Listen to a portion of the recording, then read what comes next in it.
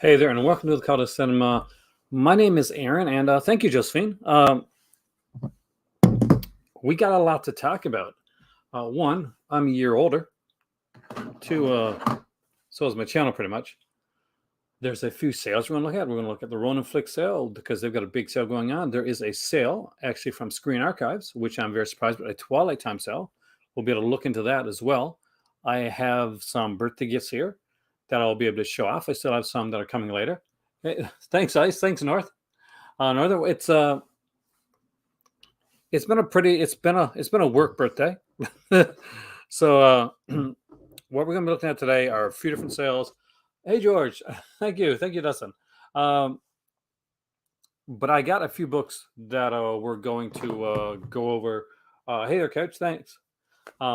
Really quick day. Hall, James, thanks, and thanks everybody ahead of time. Shredder's a classic. Yeah, I put Shredder up there. I didn't know what I was going to do, James, but basically I wanted to put something different. I didn't want to put a birthday cake or anything like that. I knew that Shredder was one of the Ronin Flix titles that was on sale. I think it is this summer. So I said, well, we'll use that one because we're going to do the Ronin Flix sale. And Ronin Flix don't have sales very often. So I'm going to go through my stuff first. And it's like basically a lot of books.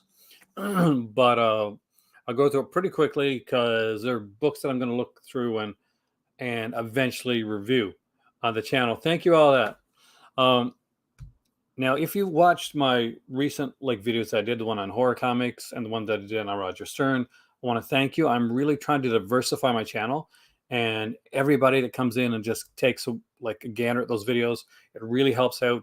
You comment or hit the like button, because it's hard when you're kind of in a corner and you're trying to do more. So when you guys look, it really, really helps out, and I really, really appreciate it. And I try to keep those types of videos shorter because of that fact. So first off, I got one from my mom, and it is an Epic collection. So Marvel used to do this thing called the Marvel Essentials. Hey there, Kay, welcome, man. Hey, Warlock, thank you. We're going to go over the sales, don't worry, so don't run away yet. But Marvel used to do these things called Essentials. They were black and white phone book type of books. And if you watch my horror video, Mark, thank you, man, video, you've seen that. But if you haven't, then what replaced them were these Epic collections. So Mom got me this one here. She went to her local comic shop because they have a big comic shop, which I don't have. And she actually took some pictures of some books for me. And this one is at a print. Epics collection. So she took a picture of all the Epics that they had there, and I looked on the spine, and I was like, oh damn, they have a few that are at a print. Now I'm a big X-Men fan too, and the very first appearance of Sabretooth is in Iron Fist. So this has the complete, hey Alan, thank you, man, has the complete original Iron Fist tale. So this is way more exciting than the Iron Fist is on. I did like the TV show. It's even better than that. Hey Mike's, thank man. It's got Marvel Premiere 15 to 25. That's where Iron Fist started at. Iron Fist 1 to 15. And then there's a storyline that wasn't finished when the book was canceled. And that was done in 1963 in Marvel Team Up 63 to 64. So the era that it does is 1974 to 1977. The neat thing about the Marvel Epic line is they'll put a picture on here, but they won't put a number. The number will be right here on the back of the book, with the number will be on the back of the book with the years that it does. And there we go with that one.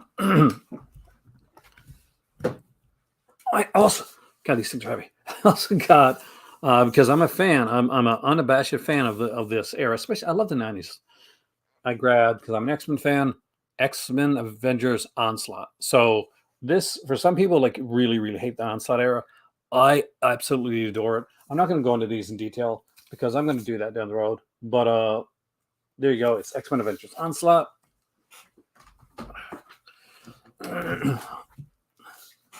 We got What If Volume 2 because my mom got me What If Volume 1 for Christmas last year.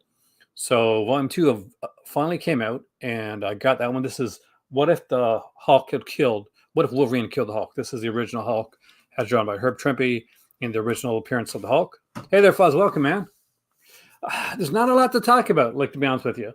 And I really don't want to get into politics on my birthday, Fuss. It's not really politics, but I just, people are got their own thing about it. Hey there, Brian Sorey. Welcome. Thank you. Welcome. This is Brian Sauer of Just This podcast and Just This YouTube channel and Pure Cinema. If you're not watching him, you're missing out on some amazing, amazing stuff. Cool World. Excellent film. Grab this Joker omnibus. Now, this is a Joker of the Bronze Age. This one also is out of print, but you can find it around. It's a fairly thick one. The neat thing about this one is it was done with a newsprint style of page that most omnibuses aren't done with. But the big thing, which I will mention on here really quickly, is that it has the Joker comic book series. So back in the 70s, I know there's a new Joker comic series now. Back in the 70s, the Joker had a comic book series that lasted for a little bit. And it lasted for 9 issues. There was a 10th issue made. It was never released. But now, right here is the Joker issue 10 in this book. So that was a big one there. I'm going to do, I think, these before those. I got X-Men, Uncanny X-Men Volume 4 with Chris Claremont and John Romita Jr., Al Milgrom, and Barry Windsor Smith. This also has the Kitty Pryde and Wolverine miniseries, and it has the X-Men Alpha Flight 2 or 3 part crossover. So that's the latest of the Uncanny X-Men ones. I got Amazing Spider-Man with Todd McFarlane and David Michelinie. One of my favorite runs on Spider-Man. This has the very first appearance of Venom in it, and it's right up there for me. Not quite as good as Stern, but still it's a really good run on Spider-Man. Here's the massive one next one. So this one I got from a shop, and it is Masters of the Universe omnibus. It is massive. It's probably one of the biggest omnibuses that I own. I think it is the biggest one I own. And the person and it has like this pipe. What's it called again? I got to get some of it anyway. Some Brodart kind of super fold clear stuff put over it to protect it, and I really love that it has that. Libraries use them a lot. I'm sure if Cubic Lover was here, you would totally know exactly what it is. I'm sure he used it. This one includes way too much to say, but Master of the Universe, like 1 to 19, the Eternity War 1 to 15, the digital chapters, things throughout the year. Say thank you, Chris. And to stay in the super aggressive mode, Conan the Barbarian, the Marvel Years, Volume 5. This is when JMD and Mateus came on. So just when Roy Thompson left, hey there, Hensei, welcome. And thank you. It is a fresh haircut. I've had it for about a week now. Really good volume. Different than Roy Thomas, that's for sure. But I actually love this. Go, that one. When I bought the He-Man one, I bought another one at the same time. He-Man Comics was done through DC. So all the He-Man comics that came out were done through DC Comics. It started Warlock back in the 80s. There was actually a 3-part DC like He-Man and the Masters of the Universe miniseries back in the 80s, along with a World World Presents. I said DC Presents with a He-Man and Superman crossover. Those are included in there as well, by the way. So I wanted to do like a kind of a cartoon one theme. So I got He-Man. I also got Star Wars and Droids and Star Wars Droids and Ewoks. This was 2 cartoon shows that were at the time done by Star Comics, which is a subsidiary of Marvel. Hey there, Sierra. Thanks, man. And that's the entirety of the run. The neat thing about this one right here, well, I'll show you this. I'm not sure how well it's going to show on camera, but there is a kind of an etching. Hey there, John. In this one, so it's not a big one, it's a small one, but it's not a large one. It's a cool one. So remember when I showed you Onslaught, the whole era. So this is one of my favorite runs, aside from Jason Aaron's Thor, and Jason Aaron's Thor and Walter Simonson's are probably my favorite Thor runs. But this is right up there with one of my favorite all-time runs on Thor. It's right after the Heroes Reborn thing. It ended with Needed Heroes Return, and this is the Dan Jurgens Thor. That's John Romita Jr. on the cover. When you're closer to death, or when you're closer to immortality. We'll go with that one. I like that one better. This has a lot of really good stuff in it. This is a great omnibus, by the way. It's fantastic. This is, see, Thor had initially been a journey to mystery. So, hey, the river, thanks. Thor never had an issue number 1. It wasn't until that Dan Jurgens run we actually got a Thor 1. All right, so here's a couple that I'm very, very proud. I'm proud of everything I got. By the way, the wasn't Thor. It was the Uncanny X-Men Volume 4 was from my mom, by the way. That's where I got it at CR. I got it on Zavvi for like $10. So that was actually pretty cool. I think it's $10 or $20. But this is something I've been looking for a long time. This is a volume of Eerie Archives. Oh, wait, dude, considering the stuff we got going in Morocco, this is volume 4, collecting Eerie 16 to 22. If you never read an Eerie comic, they're horror comics done by Warren Publishing.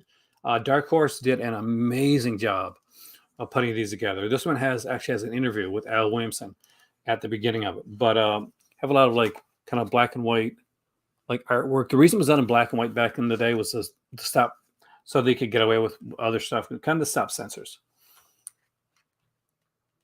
And it is gorgeous. Everything is collected in here. Everything is reprinted. The ads from the old magazines are reprinted as well. You can see the color. The covers were in color, so they're reprinted in color. Now, there was another magazine actually called Creepy. Hey there, Ragnar. And Creepy would have color inserted stories into theirs. And luckily, I also got a Creepy archives. This has been a goat for me, finding these here. I'm very excited about this one. This is volume 12, collects Creepy issues 55 to 59. My Instagram handle, it is charmed007 with a capital C. I was literally reorganizing our movies when I first signed up to Instagram. We lived in St. John's in the downstairs apartment, and there was a bunch of Charm box sets and a James Bond box set, and that's how I got my Instagram handle, because I didn't know what to use. But this one has some color artwork. So not only color artwork, but if you're familiar with heavy metal or metal hurlant, if you're from France, then, or even the movie Heavy Metal, then you remember there's one in it called Den, right, where there's this little boy who goes to this fantastical world where he's this kind of massive guy. And so Richard Corbin did artwork for Creepy. Everybody's does stuff in here. I mean, some of the people that are in here, it is amazing. We got Joe Jusko artwork on here, Richard Corbin, Paul Neary, Reed Crandall did some writing for this, Doug Monick. Super, super gorgeous. Even at the beginning of this, what I thought was kind of cool, see if I can find it here.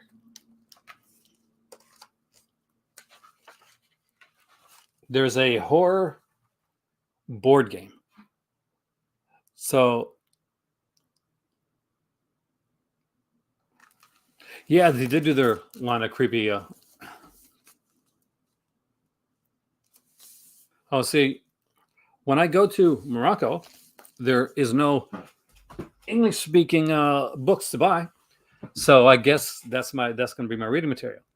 So that's everything from the birthday. I have some coming from George when the Subspecies set comes out from 88 Films, and I have some coming. Oh my God, I'm going to lose my voice here. Oh, one sec. Because I want to see the picture, because I get stoked every time I see the picture. Let me bring it up here.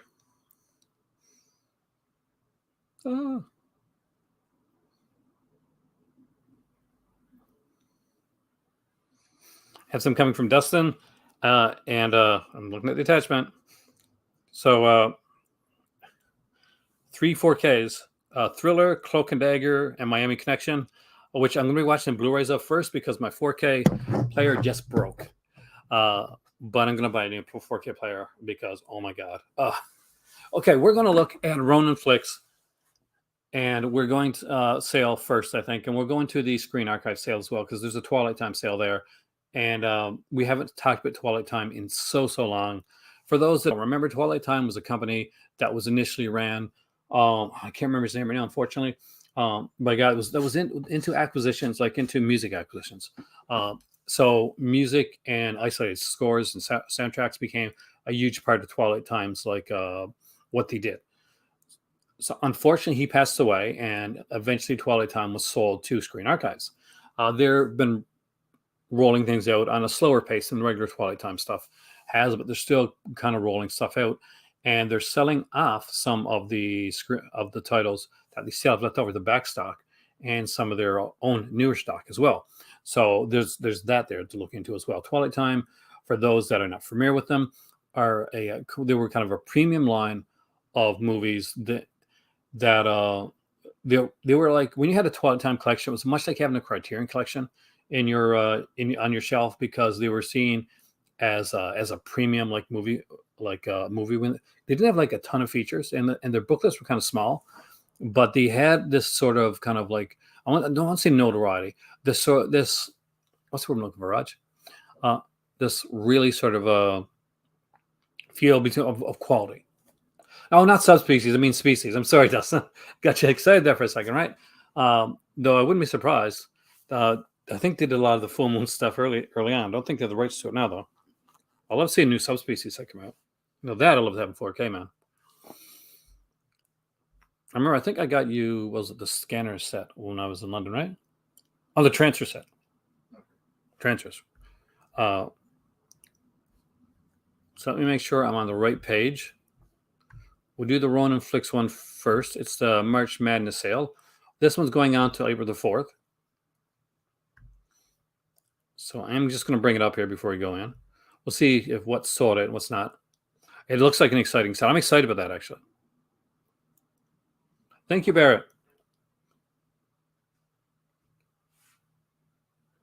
Yeah, but it has been a while. I kind of wondered if they gave up on it, Brian.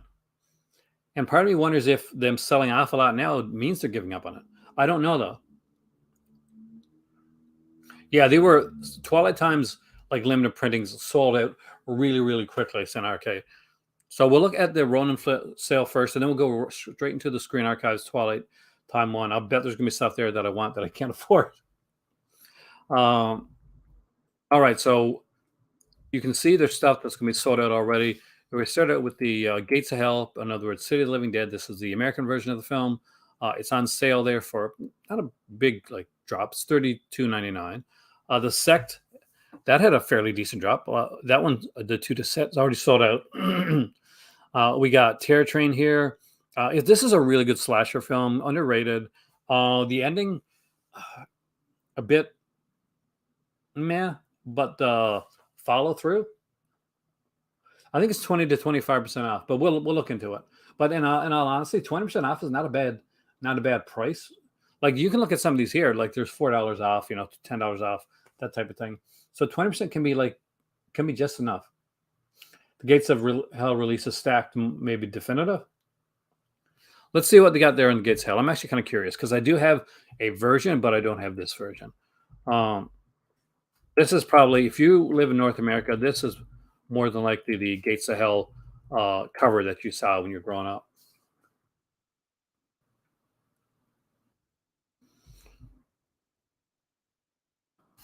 There's a ton of features there. Look at that. That's all special feature. I won't read them out, but I'll say that just a lot of great stuff there. You got the Haunt Collector's Edition here, the 2-disc set.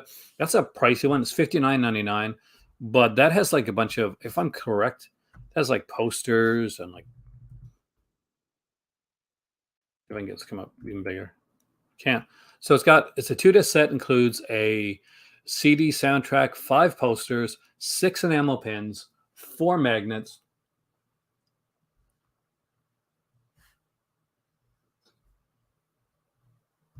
So it's, there's a bunch of stuff. If you're a Paul Naschy fan, we have Assignment tear right here. See, I don't think 20% is an only. Like 10%, an only, or 5%, but 20%, like that's a fifth of the price. Justin Beam did the extras on it, so they're gonna be good though. Hey Matt, thanks. I think 20% is decent. We get so used to seeing all these 50% off sales come out that when it's less than 50%, uh, we tend to unfortunately sometimes ignore it, and I don't think we should. We got Shredder here.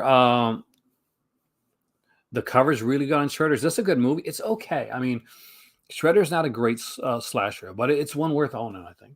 If you're a slasher fan. If you're not a slasher fan, Shredder's not going to change your mind. And in fact, it might like already put like if you got negative stereotypes of slasher movies, it might like kind of like cement them for you. 35% or 50% more at Ronin. So it'll be cheaper than advertised price. Discount will show up at checkout. That's nice.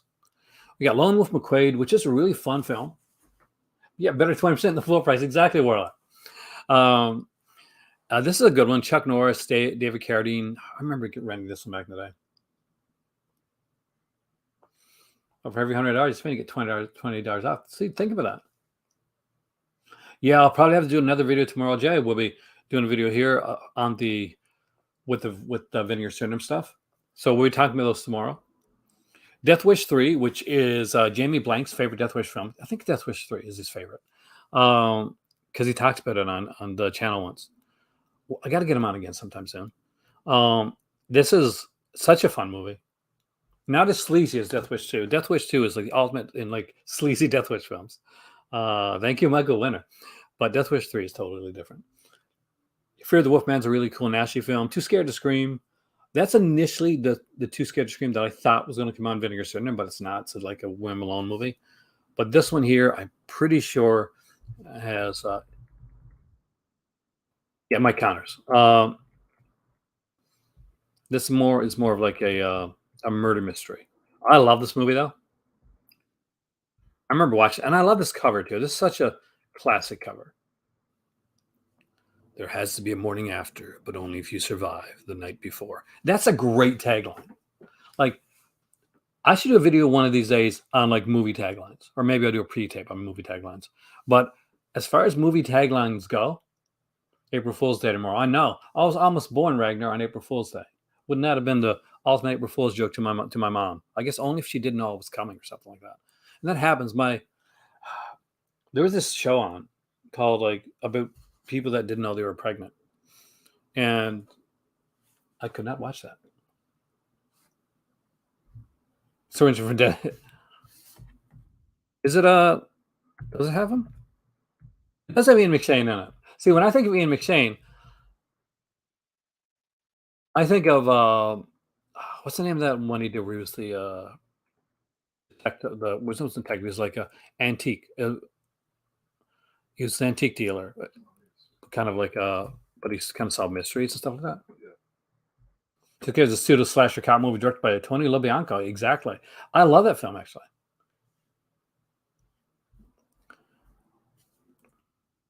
Lovejoy. Thank you. It's Lovejoy. That's what it is. Yes. Robot Holocaust. I actually got this one for my better half a while back. I don't think we watched it yet. I think we're waiting to Morocco. Hey there, Brian Goes Blue. Welcome, man. Picked up 3 titles. What'd you get, man? So if anybody's picked anything up, let me know in the comment section here if you got anything, if there's any that you're looking at picking up. The prices aren't bad. There's not like super like put down, but for some of these titles here that rarely go on sale, this is actually a pretty decent prices. Robot Holocaust got a decent slip on it. My better half thought we looked at a trailer, looked hilarious, so we had to pick it up. It's got a little mini poster too. There's Deep Space here. I don't remember this one very well, but I know I've seen it. With Charles Napier, Ron Glass from Barney Miller is in that one. Both Svensson, Julie Newmar, and Turco. What a cast. Robot Holocaust, right on, John. A Land of Doom and Fritz the Cat. Oh, nice. Yeah, like they put out like Ronin Flix was a company that I didn't look at for the longest time. Then he had the sale a while back. It was a decent sale. And both me and my better half looked out there, and we both saw the movies we really, really wanted. And so we went and grabbed, I remember grabbing Shredder at the time. She grabbed Robot Holocaust. We got a couple other of those like post-apocalyptic films that you love so much. Killer Elite, Modern Vampires, and The Return. Nice. When you add the totals to your cart, there's an additional 35% off the prices I see there. So imagine that. So not only are these slightly on sale, but you put 3 in your cart, 35% more off. So that's a really good price. Death Warrant is here. This is a cool Jean-Claude Van Damme movie. I really like this one. Human Experiments. It's a video nasty. If you're collecting all video nasties, definitely pick it up. But I'll be honest with you, it was a bit of an almost a pass for me. Yeah, I got it as a gift. Oh, you're lucky, Ragnar. That was the cow. I got it as a gift, but it just didn't like. It was okay. It wasn't great. We got a regular edition of Haunt here as well. If you don't want to get the super pimped out edition, there is Gas Pump Girls, which I'm pretty sure as there's someone in this movie. Someone I should know. Gas Pump Girls. Kristen Baker from Friday the 13th Part 2. You'll remember Kristen Baker. Hey there, Master Cass. Thank you, man. I hope you're having a great evening there. Because Kristen Baker, and I'm sure Master Cass will remember this, in Friday the 13th Part 2, was the girl with the short jean shorts. And you could not forget that. If you were a young boy when you saw Friday 13th Part 2, like I was, Kristen Baker was on your mind for a while.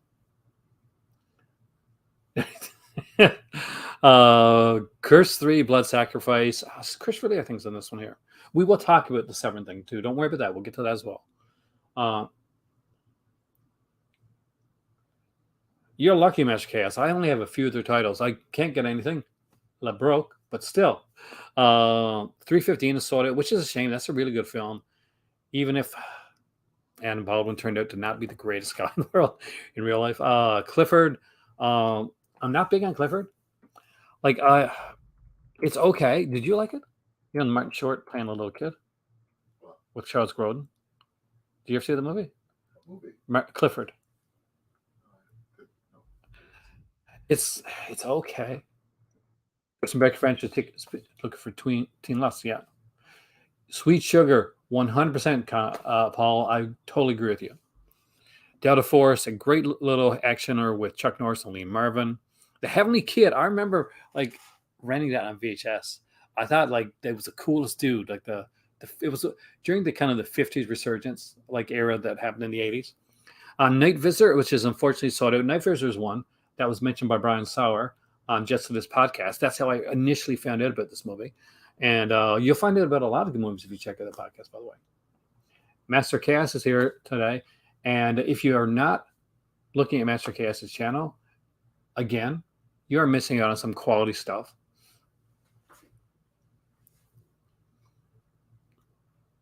See, these names that are scrolling by, if you're new to this here, there's a lot of these names that you see here scrolling by have channels of their own. Channels, podcasts, vlogs, just some incredible stuff. Oh, yeah, that was a good one, man. Act of Vengeance. I don't remember this one very well. Is this the one with the that had the mask, the Friday the 13th, like hockey mask on the front of it? If it is, he should have went with that cover. Like, this is like a fairly tame movie, if it's the one I remember. Yeah, that's the one then, I think. Does it have like does it show the picture? Rape Squad.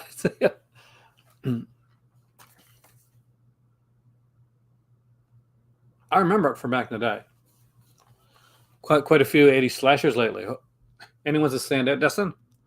Bucktown, which is another one we got. Fred Williamson. We're huge blaxploitation fans, so we had to have Bucktown. Pretty sure we bought Iron Warrior too.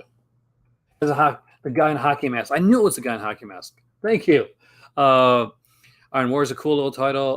Rollerball. Rollerball's a classic. I like Rollerball, the original. We got Mom here as well. Yeah, that's the one. I remember being disappointed when I initially saw it. That was Friday the 13th.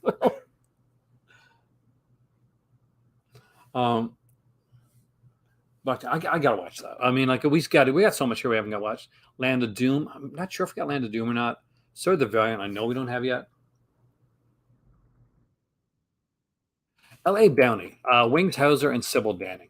So I'm a huge Sybil Danning fan, and I will watch almost any movie. That's got Silver Danny. I'll be interested, Master Cast, when we get to the Severin portion of this video on your thoughts. We got The Return here. Concrete Jungle is sold out, unfortunately. That's not a bad title. I did buy The Beast with a Million Eyes for Hind, because she loves these cheesy, like, old school monster films. And I know that she'll watch those with me. So I don't have California Dreaming. Don't have Killer Elite. Good movie, though. Mask of the Red Death is one I really, really wanted. Because I'm pretty sure Mask of the Red Death has Adrian Paul in it. And I'm a big fan of Highlander, the series. And this was like kind of 90s, 2000s era. It's the one I'm thinking about. I know we got Frank Stallone. Okay. Maybe it doesn't have Adrian Paul. I thought it had Adrian Paul in this one. I'm mixing them up, I guess. Falling Sam, good one. April Fool's Day, fantastic movie. Blood Rage, again, excellent stuff. April Fool's Day is one of my favorites. Hey, Punk Ron, welcome, man. The amount of people that are in April Fool's Day, it's insane. Like it's a whole vid. I haven't seen that yet. I think, I'll be honest with you, Master Chaos, Volume 2 is definitely a step up in what you want from Christopher Lee, for instance, than Volume 1. Mutilator is another good one. Did you buy some Arrow stuff? Or did you get the Arrow streaming service? Moon and Scorpio's got a great cover. We got Blackout here. Opposing Forces, not a bad price for that one. Oh, heaven, I don't remember. Julie Darling, I can't believe you remember that one too. So, guys, Julie Darling was this movie with this, Silva Danning, I think she's the stepmom, right? She comes into it, and the daughter has kind of like an unusual fascination with her dad. Excellent film. Don't diss the horror. Don't diss the Italian stuff. You're gonna have to review it, man. You know you're gonna have to review it. Do you know how popular your videos for Part 1 were? You're just gonna have to, if you don't like it that much, like, you're gonna have to find someone that likes it that you can sell it to afterwards. But it's a review title for you. It's like money on your channel, man. Dogs of War is here with Christopher Walken. We got Pal, The Escape, Behind Enemy Lines. Johnny Cool is the Dr. Jekyll, Mr. Hype with the great Oliver Reed. Curious Female. I say they'll do a Volume 3. As much as some people don't like the Christopher Lee ones, they have been like good sellers for Severin. It's a name. Pal's interesting. Canada's great stuff, man. Like, it may not always be the best super quality films, but there'll be films that'll be interesting at least. Peace Killers is a pretty cool little like biker film. It's been a while since I've seen it. Saint Jack, I don't remember really well, but I remember that being a really good movie. Angel in Chains, also a decent like biker film. The Wicked Die Slow is one I probably should remember, but I don't. Hear that, Master Chaos? See, Master Chaos here and Brian from Just the Disc, both of them have to buy and review the Christopher Lee box set because customers demand. Yeah, like it's the name alone. You're gonna get people in for the name alone. There are some different titles there. Although people said, there's a lot of the same. There's different things here that I didn't see in the last sale that I looked at. Small Town in Texas being one of them. Who'll Stop the Rain is a really good Nick Nolte film. Record City is here. Young Blood. I'm pretty sure that's Lawrence Hilton Jacobs from Welcome Back, Kotter. Mr. Kotter. I like that. Shark's Treasure. I'm gonna guess the best thing about that's probably the poster. For sale, maybe.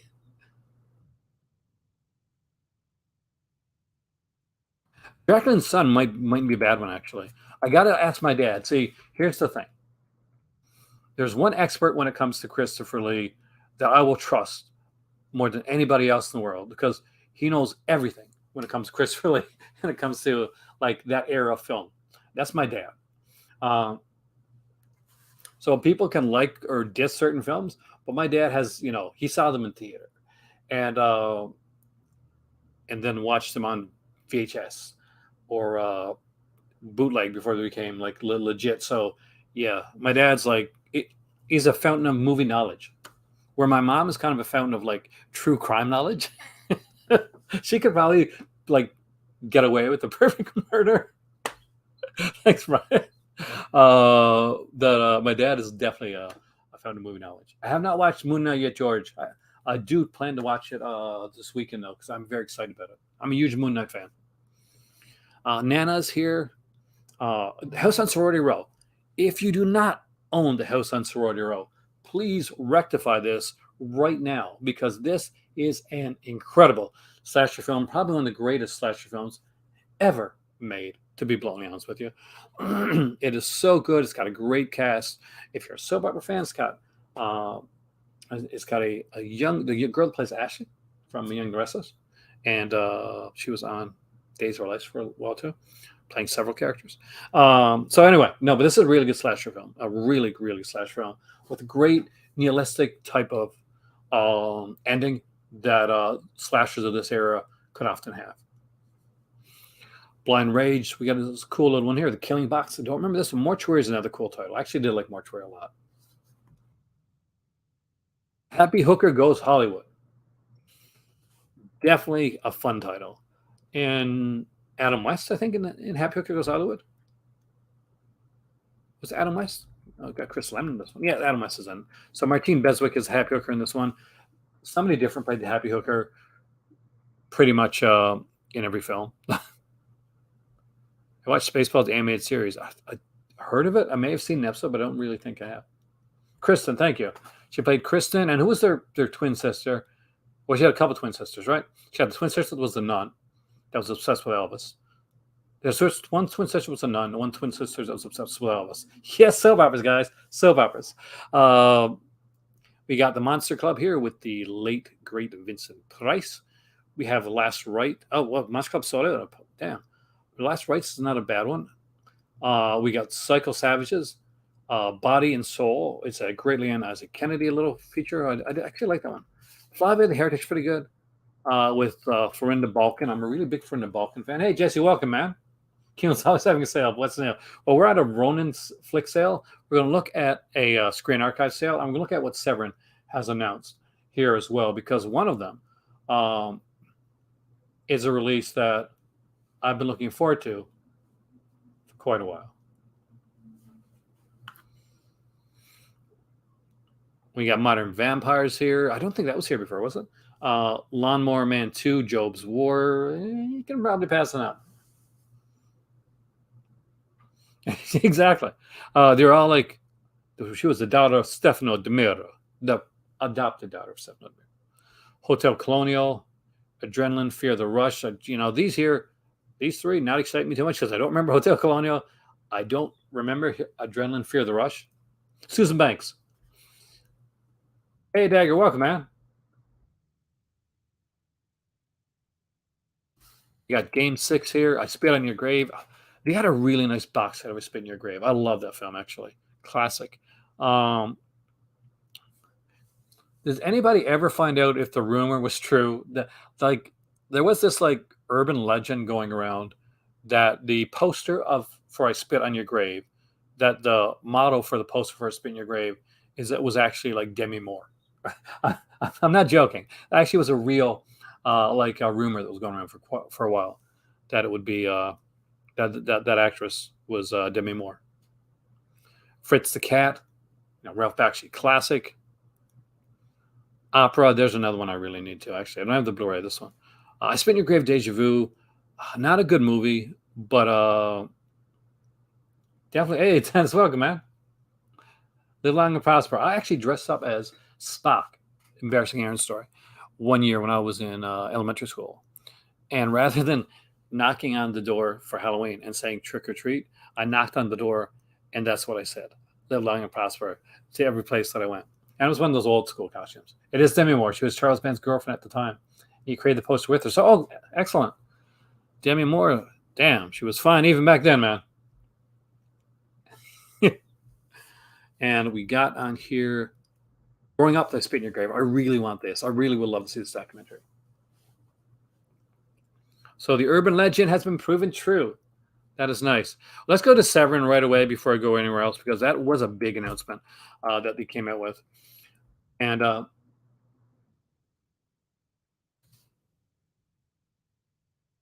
she's quite a fine lady, I'm saying. I see. I don't have the documentary, Alan. That's see. I'm missing out. So the Eurocrypt of Christopher Lee, Volume 2. So let's bring it up here. We're going to look at it. Then we'll look to see if they've got any features. There's 6 pictures altogether. Let's see what's included in this one. I haven't really looked at this one very well. Uncle was a vampire. This was done. I think this was the one that was done shortly after Horror of Dracula. So it's literally when Christopher Lee is in the big heyday of playing Dracula. The Secret of the Red Orchid. Okay. Christopher Lee, Klaus Kinski. That is interesting.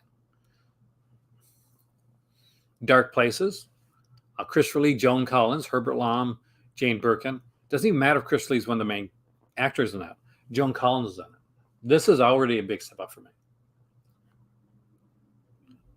They seem like a bigger step. Like maybe it's Jacqueline's son. That's a Crimmy. That I like, man. I like Crimmy, man. Jacqueline's son was done later, I think. And Christopher Lee in Murder Story. Bonus full-length feature, Mask of Murder. So let's see if we got any information on them down below. To celebrate the centennial of Sir Christopher Lee, Eurocrypt Collection 2 presents 5 of the most unexpected, underrated, underseen films of the iconic actor's European career. Immediately following Horror of Dracula, see, I was right. Lee reprised the role in the quirky 1959 Italian comedy Uncle Was a Vampire. I think it's where he goes to, he's like his nephew or some kind of lives with him, and they sell the house out. They sell the castle. Jacqueline's son is French. Actually, yeah, because Christopher Lee speaks French, so he would have done the French himself, actually. In the 1974, Lee speaks fluent German opposite Klaus Kinski for the crazed 1962 Crimmy. Lee was such a smart dude, man. Secret of the Red Orchid. In the 1974 UK psycho thriller Dark Places, Lee top lines a cast that includes Joan Collins, Herbert Lom, and Jane Birkin. Lee's final performance as accountant in the 1976 French comedy Dracula's Son can at last be seen in its superior director's cut, with the ultra-rare 1988 Dutch drama Murder Story brings Lee into the sex shops of Amsterdam. Each film has been remastered from Oceans with over 15 hours of trailers, commentaries, alternate cuts, vintage interviews, and new featurettes, plus the Dracula and Sons soundtrack and an all-new 100-page book by Lee biographer Jonathan Rigby.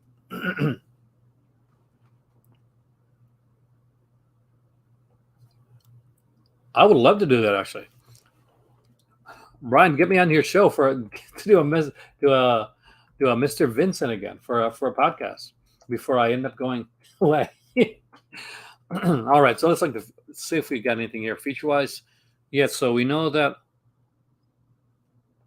Rolling stop. Have a great evening, man. Thank you so much.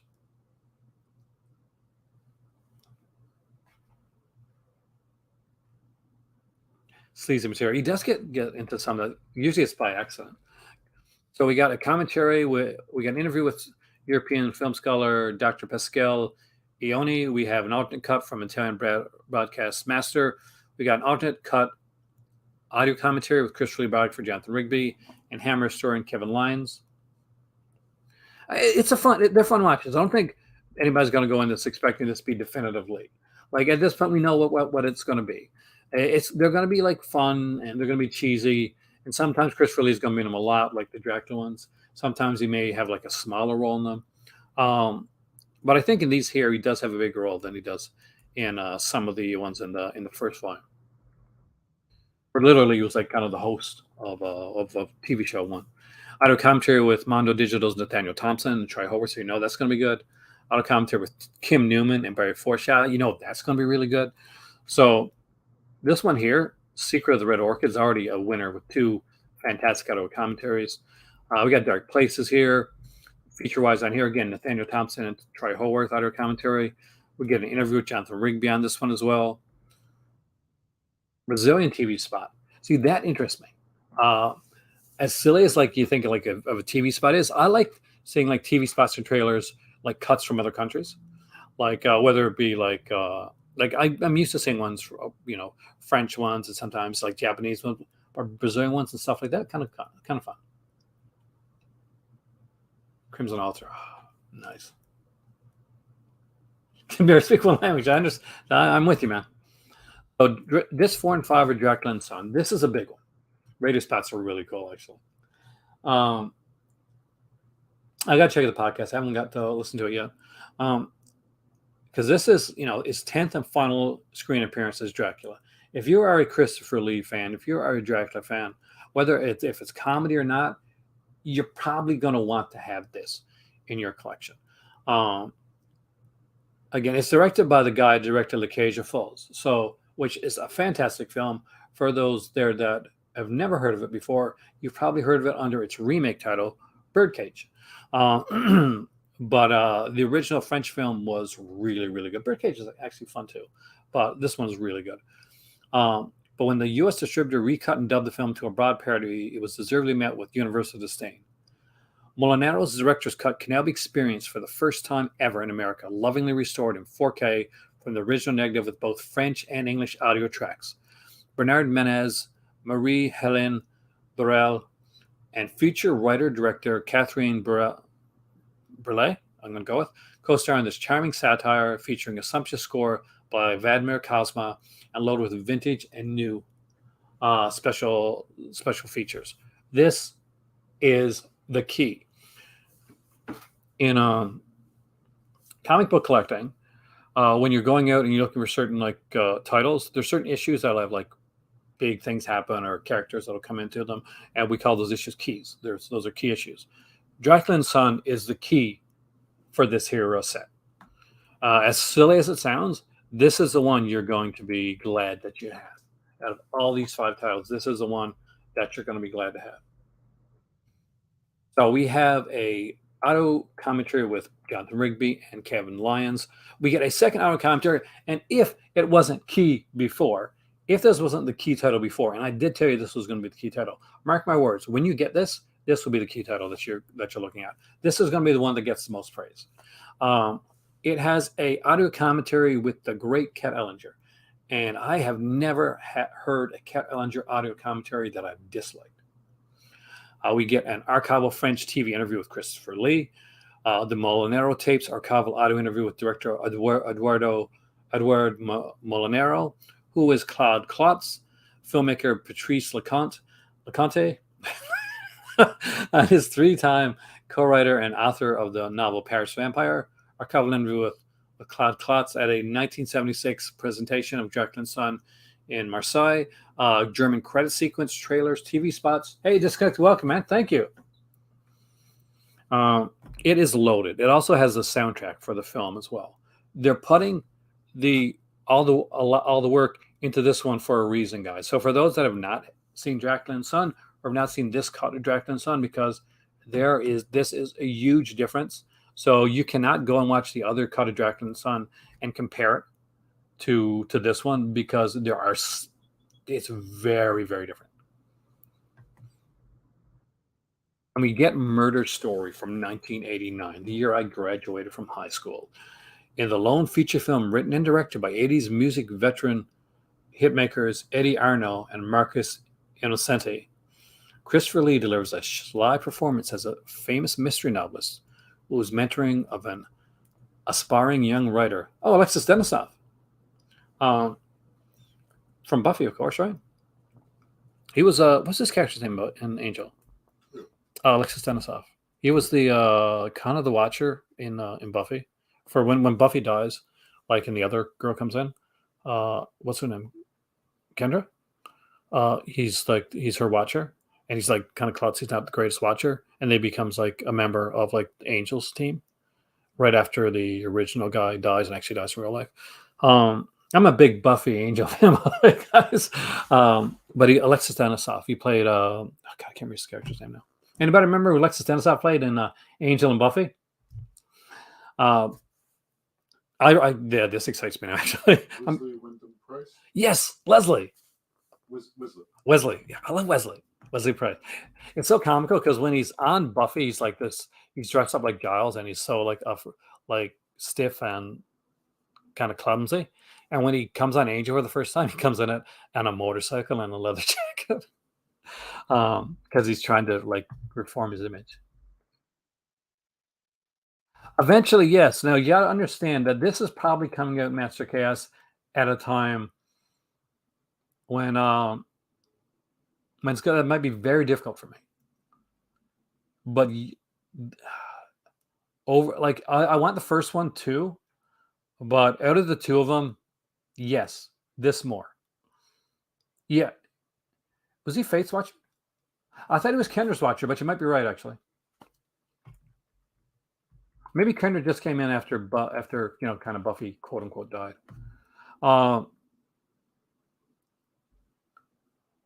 we got Bruce Boa from The Empire Strikes Back, Full Metal Jacket,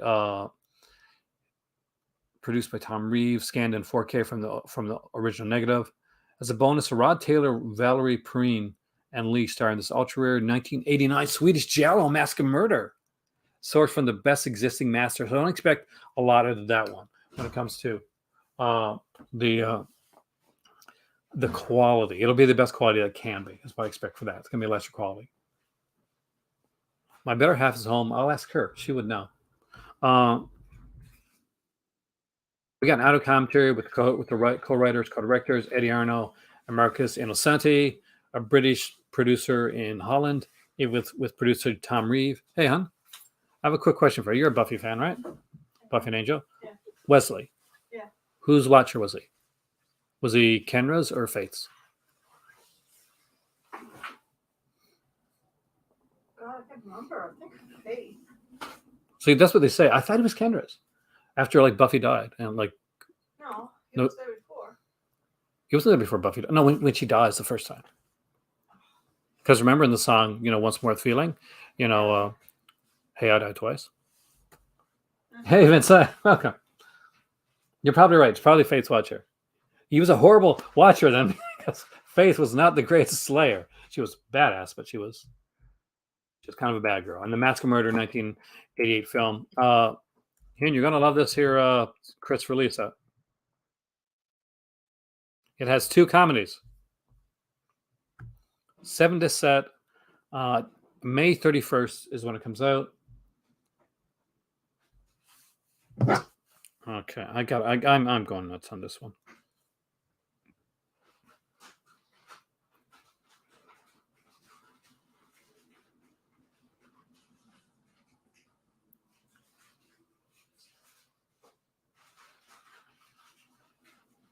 Yeah, Wesley Wyndham Price. He just started after Buffy season 3. She died in season 5. Was Kendra that late? Yeah, this is a cool box set. I mean, it's definitely one. Thank you, Richard, man. It's your daughter's birthday. Your daughter's cool, man. How old's your daughter? Or if you don't want to say, you don't have to say. It's personal. But anyway, say happy birthday to your daughter from Richard. Okay, we got the return of Captain Invincible. This is one that my dad has told me about for years. And it's one my dad knows extremely well. We got Alan Arkin and Chris Buffy died in season 5. That's the second death, though, isn't it? Because she dies in season 5. That's her when she kind of sacrifices herself for Dawn. That's when Buffy was supposed to end, and then it came back on because the 2 channels amalgamated and became the CW. But the first time Buffy dies is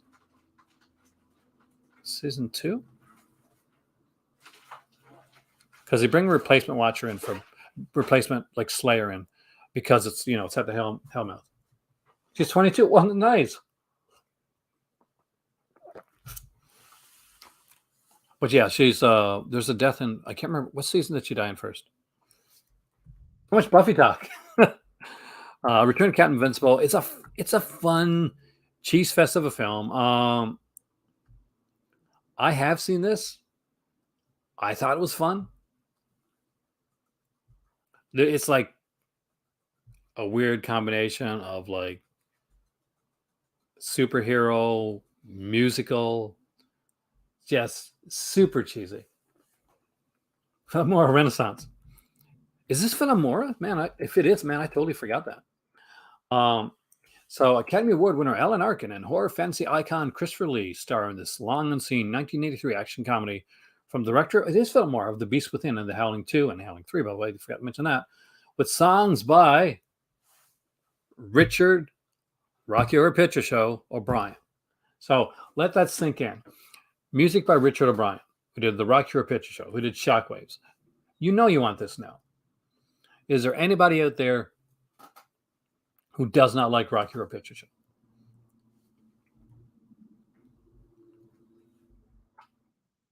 I don't think that person exists, or at least not on this, and still has a soul. When arch criminal Mr. Midnight, Christopher Lee, plots to take over the world's only hope is World War II's formerly indestructible legend in leotards, Arkin, who is now a burnt-out drunk. Kate Fitzpatrick, Michael Pate, and Franklin D. Roosevelt co-star in this pioneering left-of-center superhero flick, now presented in a 3-disc edition featuring the theatrical version, the director's cut, and the soundtrack CD with 2+ hours of special features. Thank you, Josephine. I did. You're the first person that I spoke to on here. I think you're a guy at the time. We get with this one, the Invincible producer, interview with Andrew Gaddy, and Eye for Exploitation, interview with cinematographer Michael Malloy, Size Saddle superhero sidekick, interview with actress Kate Fitzpatrick, a Brit playing a Frenchman in Australia, interview with actor Chris Haywood. Would win the fight, Buffy or Elvira? Buffy would win in a fight. She's trained for it. Elvira would look good, though. Christopher Lee performs Name Your Poison on German TV. Alternate opening title sequence, Legend in Leotards. Well, the fact that you like Shock Treatment, though, I got to say that. Be careful, Master Cass. If my dad is watching this, you could get schooled in this film, because this is I'm pretty sure this is one of my dad's. I do commentary with Philip Morel and Not Quite Hollywood's Mark Hartley. Sure, that's going to be good. We got a conversation between Philip Morel and Stephen E. D'Souza. The return of the Captain Invincible conversation between Philip Morel and Beat the Geeks. Oh my God, I forgot that was a show. So guys, Beat the Geeks, that's Mark Edward Hoek, was this short-lived game show where there'd be like a contestant would go on and put himself up against geeks in certain categories. There'd be like a horror geek and a comic book geek and a sci-fi geek. And there used to be like one rotating geek. Hey, Gonzalez, welcome, man. Thank you. And we get the CD soundtrack here as well. Reverse Rap. I'm gonna say it. It's a good one. It's a fun one. The set and this movie are fun. They're extremely fun. And you got to remember, Master Cass, what version did you watch of this film? Because remember this, there are 2 versions.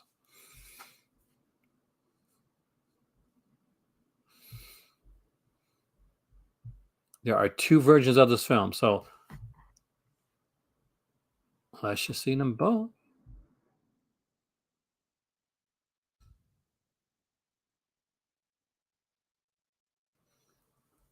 Nerdy Film Comments like you did here. Well, that's what I'm here for, man. Nerdy Film Comments is what keeps the channel going.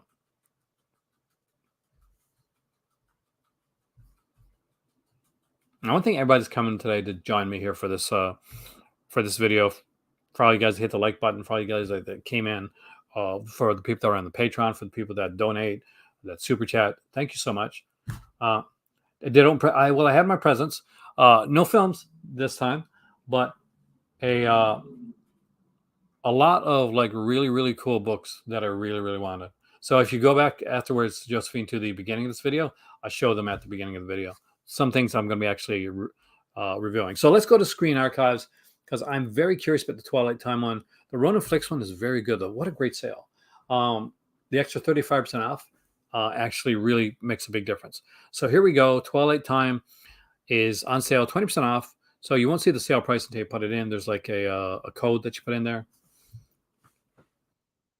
But this one was put out by the first one was put out by Umbrella Entertainment. I don't have it because it was just before I started reviewing for them, but it is one that I do want to pick up down the road because I really do like this movie. It's We of the Never Never. It's a 1982 Australian film. It has John Jarrett in it.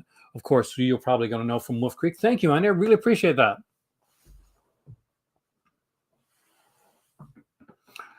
Well, it's two discs, two versions, and a CD. That is not steep in today's era of of movies. If you go out and buy a Scream Factory or Vinegar Syndrome, uh, you know what you're usually paying is that or more.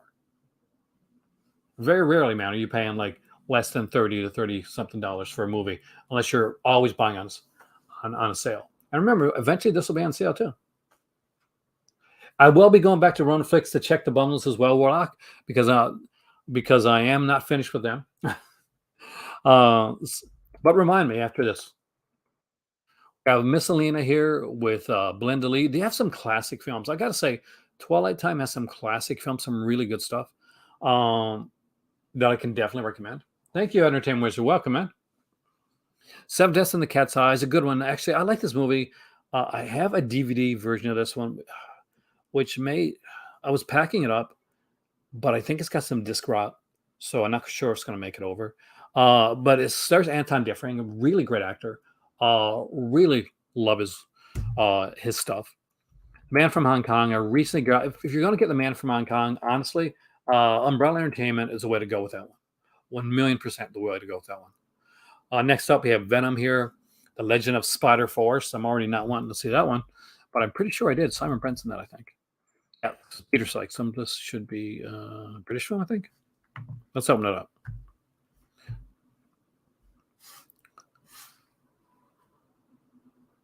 A demented graham bag of sinister cinematic tropes set in the picturesque Bavarian country, Venom, aka the Legend of Spider Force, spins a wicked web complex with a winsome seductress played by Nita Arnick, who lures curious young men to a nasty death, all in the shadows of a Nazi-styled scientist aiming to craft an arachnid-derived nerve drug. Meanwhile, an unsavory brood of conspirator locals is keen on maintaining the myth of the lethal spider goddess, while an undaunted artist played by Simon Brent, I knew it was him, perilously investigates. Director Peter Sykes here takes a first evocative leap into screen horror that would bear more frightful fruit with the later Hammer Studios production Demons of the Mind and To the Devil a Daughter, which is the last Hammer horror film. We got Tall Men next, done by I think Real Wash. Sorry, I can't see down. It's so light, light. It's hard to see. That's a Jane Russell Clark Gable film. We have Whirlpool Hill, which again, Otto Preminger, Gene Tierney, great movie. So if you've never seen Whirlpool, definitely recommend that. It's a really good film. A Wild in the Country. It's Tuesday Wells, Elvis Presley. It's one of the Elvis titles. My dad's also a huge Elvis fan, which made me a huge Elvis fan growing up. My better half, obviously, she's a great fan of Elvis's films. Aaron watches Elvis movies alone. But Wild in the Country is. Oh, you remember Wild in the Country? Because one of his Western ones, Wild in the Country. It's okay, not his best work, but some people are like none of Elvis movies are his best work. But yeah, it's okay. Tuesday Wells looks very cute. Millie Perkins, I think, is in this too. Behold a Pale Horse, of course. Anthony Quinn, classic with Gregory Peck. The Chairman with Gregory Peck. Again, I like that film. I really did. The President's Lady, 1953, Charlton Heston film. Susan Hayward, right? Yeah, Susan Hayward. I gotta look squint to see the names there. Thank you, Josephine. Thank you. Whoever presses the like button, thank you so much. Good karma is going your way. We got Hello Frisco here. Lord Krager, I think. Hussey. I actually bought Hussey from Indicator. Really good film. Helen Mirren and John Shea, which is a great. Wouldn't think it'd be a good combination, but it is. So Helen Mirren, of course, is a classic actress. We all know. But John Shea, for a lot of people, he played Luther in Lois and Clark: The New Adventures of Superman. Really, really good. Canadian actor, extremely good. Mother Wore Tights, 1947. Dan Daly, so you know it's gonna be cool. Daly does some good musicals. Pinup Girl with Martha Raye. Baby the Rain Falls, good title with Steve McQueen. These are some classic films here, guys. We got Bandolero with Raquel Welch, George Kennedy in that one, younger George Kennedy. Morituri with Yul Brenner, I think. Yeah, Trevor Howard, yeah. So we got Warlock here is another great little title with Anthony Quinn. Excellent Western. Melvin Howard with Charles Napier and Jason Robards.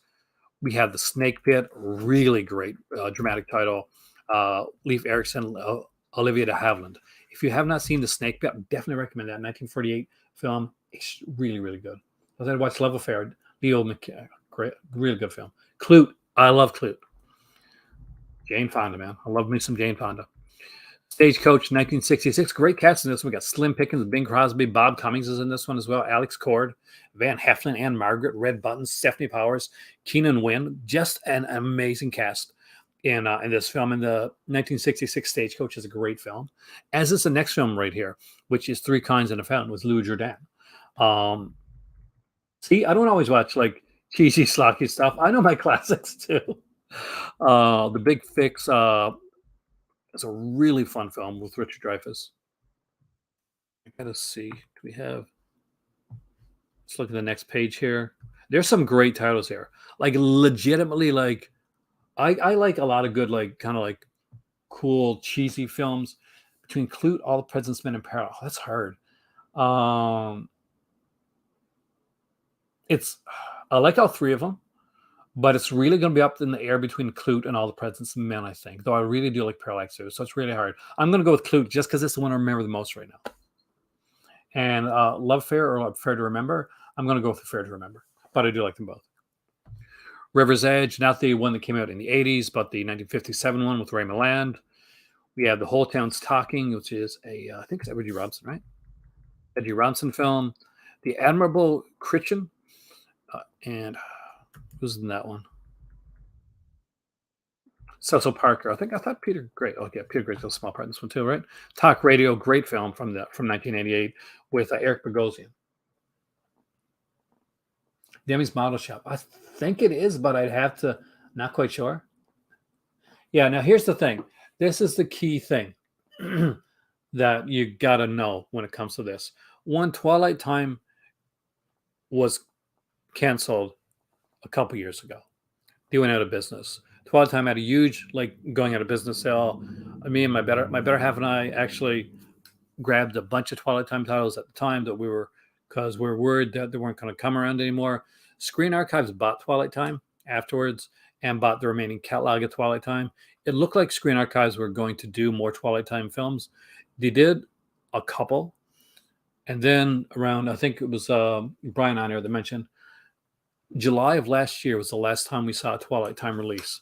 And it looks like what they're doing right now is they're selling off the rest of the Twilight Time. I suspect there's no more Twilight Times being made. And the sad part is some of these are extremely fun, really good classic comedies and dramas and musicals. But here's the thing. A lot of the companies that are going right now that are putting out a lot of stuff, this is not what they put out. This is not what you're going to get from a Vinegar Syndrome. This is not what you're going to get from a Severin. In a lot of cases, what you're even going to get from an Arrow. Yeah, they put out 4 titles in total, and over a couple year period. I don't think there's more coming.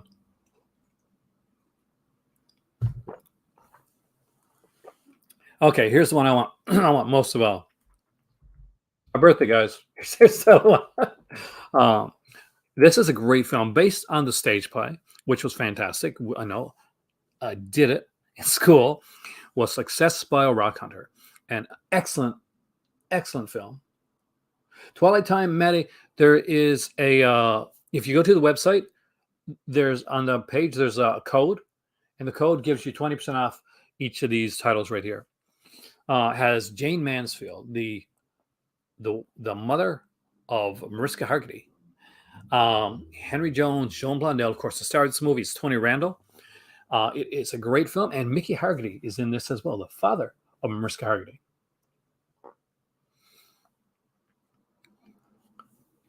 Directed by Frank Tashin, it is such a good comedy. And although it's a play, originally, it does play really, really well. We got the return of Frank James here with Donald Meek. Henry Fonda's the star of that one, of course. Directed by Fritz Lang. So think about that. That's the thing. If we're lucky, some of these might appear later with Kino or Indicator, but even like Kino, Indicator has started to diversify a bit when it comes to some of the stuff they do.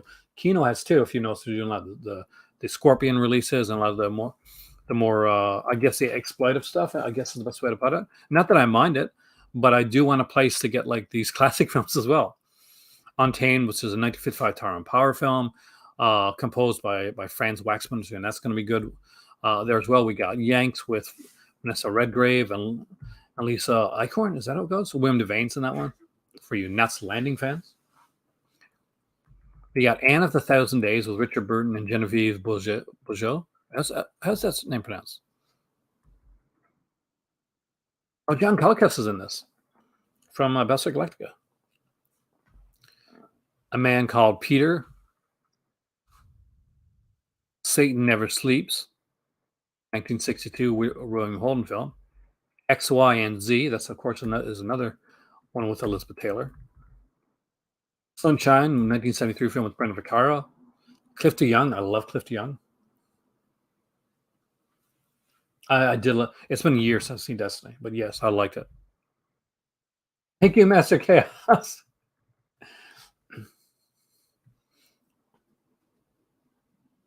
20% off. You missed the 0. 2% makes sense. Like yeah. Can you imagine the Warlock like a 2% sale? That would be so hilarious. We got Antony and Cleopatra here. This one is region A only.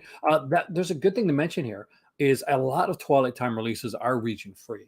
Now, all my Twilight Time releases are already packed up, so I don't know which ones, what regions mine are. We got Oklahoma Crude here, just a ton of stuff. True Story of Jesse James in 1957. It's Robert Wagner, I think, is in this one. Yeah, Alan Hale Jr. Adventures of Haji Baba.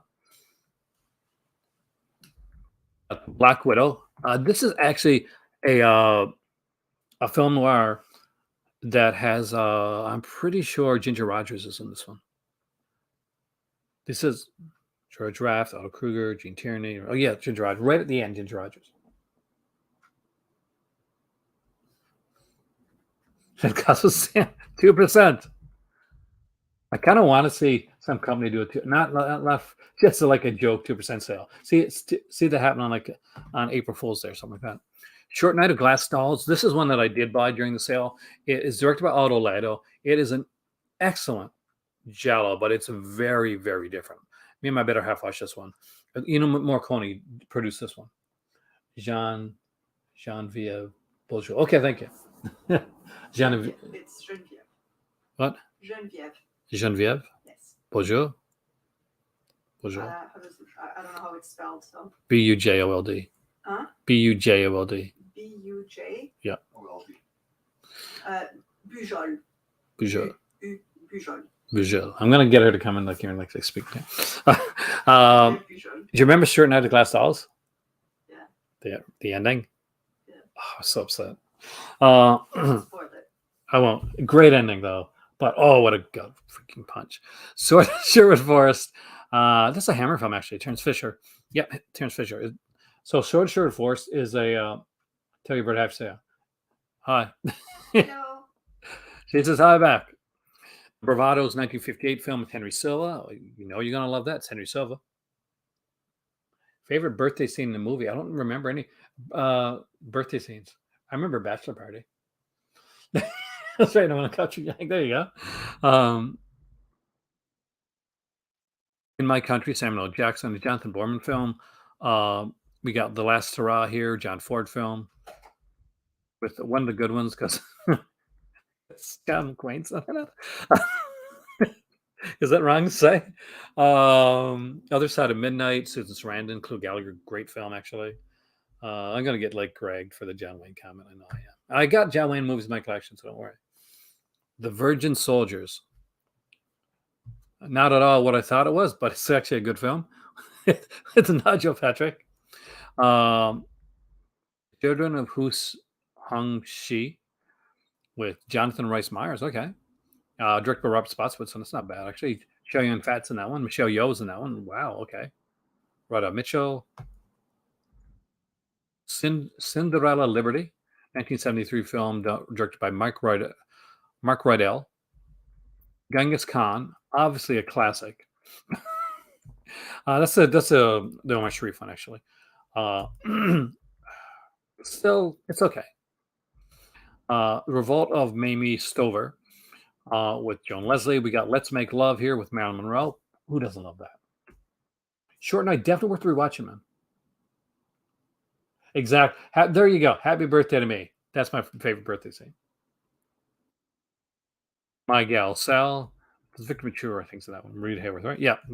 What is that slasher movie birthday scene at the end? Happy birthday to me. Is it Happy Birthday to Me? Yeah. Are you talking about the one where they to kind of Scooby Doo it? Yes. Yeah. Happy birthday to me. Right. You bought that me for my birthday a couple years back. Okay. Indicator put that. Yeah. Okay. My Sister Eileen with Jack Lemmon. Anything Jack Lemmon's good. No, it's a lot of Jack Lemmon stuff. Who's expecting April Fool's joke from? Aren't those lame? Like Master Chaos. Like I'm expecting them. I hate them. I literally try to avoid the internet for the first like 6 to 12 hours on April Fool's Day because companies always come out, like video game companies and comic book companies and the boutique labels come out with these joke titles, and they always suck because 9 times out of 10, like it turns out to be something that somebody wants, and then they're like, "Oh, we're just joking. That's not actually coming out." And then you're like, "Really? Screw you." That's not fun at all. But yeah, they're gonna happen, man. I'm not an April Fool's guy, and I was born in April Fool. Almost born in April Fool's. Take a Girl Like You with Oliver Reed and Haley Mills. Hilda Crane is here with Gene Simmons. Next Stop, Greenwich Village with Christopher Walken and Shelley Winters. Blue Denim with Carol Lindley and the great late MacDonald Carey.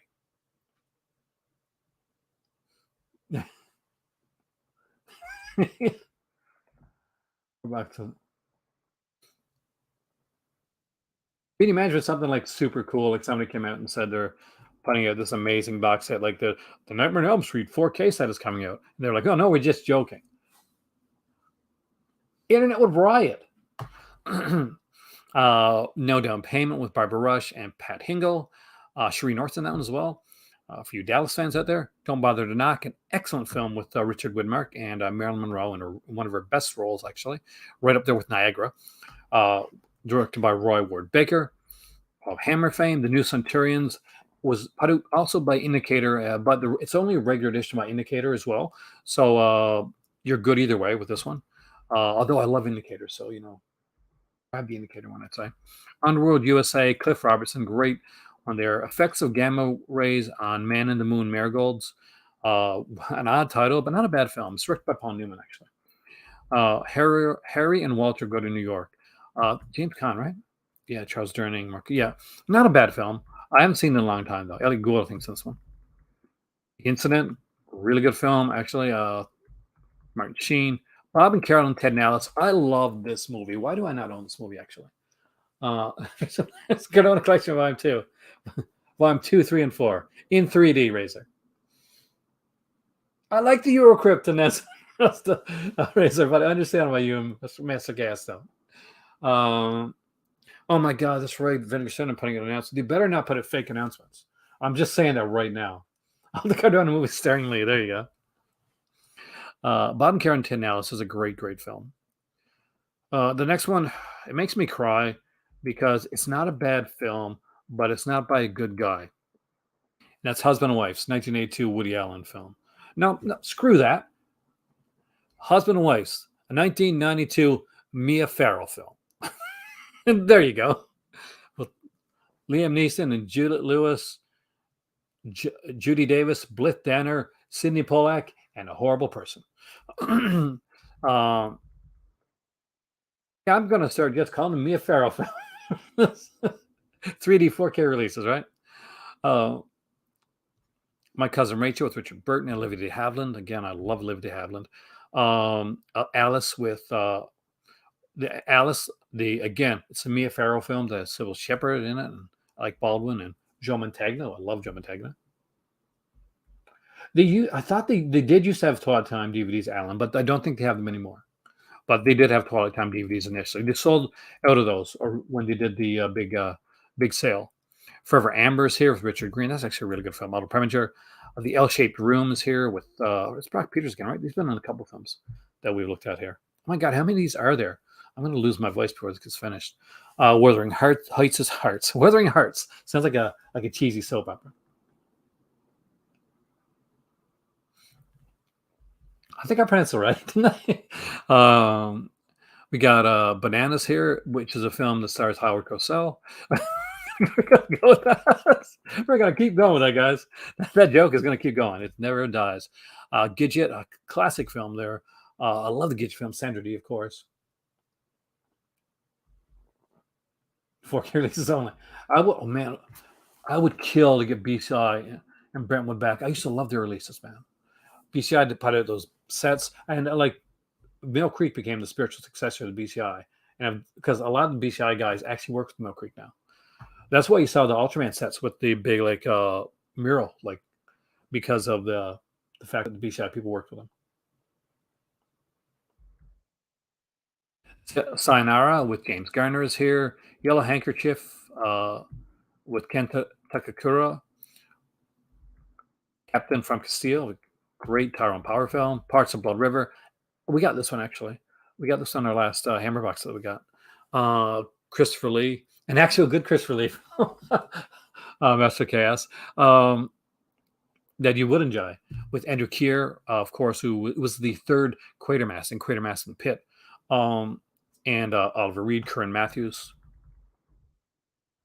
Play Dirty with Harry Andrews. Daniel Plan, I think Daniel Plan's passed away. Has Daniel Plan passed away? Daniel Plan.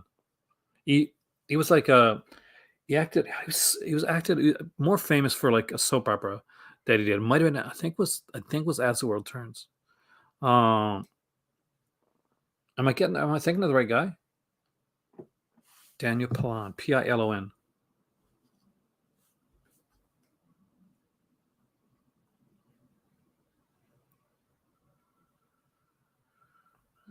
He died. What was it? 2018.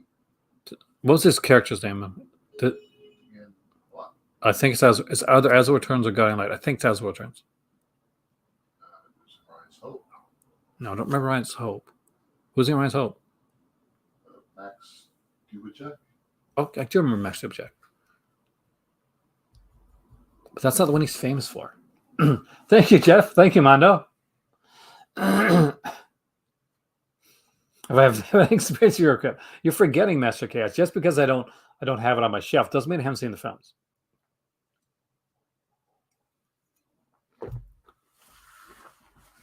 See, there was a time before all of this that me and my dad used to run, like we used to sell movies. And there are a lot of films that like those Eurocrypt type of titles that people couldn't get at the time. So we would have to send away to different companies to procure them. And I often would definitely watch those films at the time. A place like Video Search Miami, like wherever we could find them. Sometimes we have to go even farther to get the films. So yeah, I've seen them. And not as good quality as you've seen, Matt. There's got to be it has to be so Daniel Plan, right? Oh, Days of Our Lives. No, New York. No, it's not Days of Our Lives. I could have swore it was As the World Turns. The Guy in Light. Oh yeah, Guy in Light. What is that? Alan Spaulding. Yes, that's it. Alan Spaulding. Thank you, Jeffrey, man. Welcome. Alan Spaulding, guys. Sorry. When I get something in my head, I got to get it. I got to get it. Alan Spaulding, the classic character.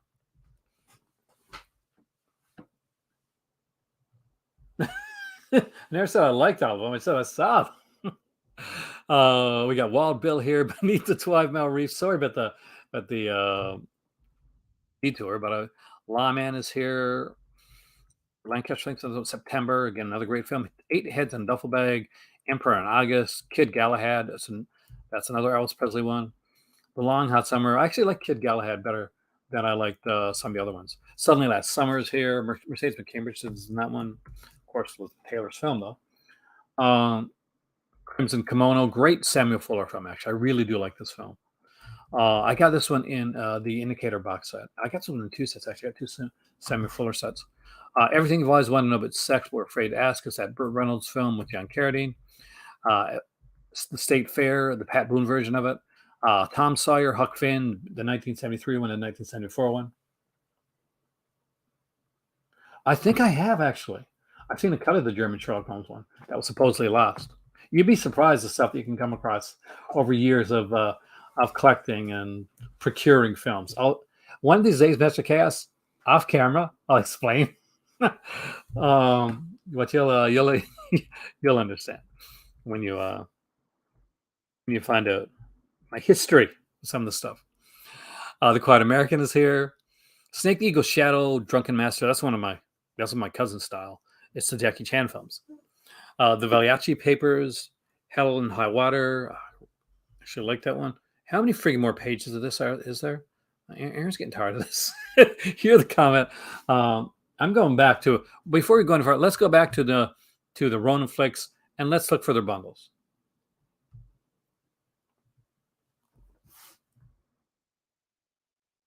Discounted bundles. Oh, they have discounted. Ooh. So I'll give you recommendations on these bundles because I do have some of these films. Okay. Slasher bundle. 100%. Yes.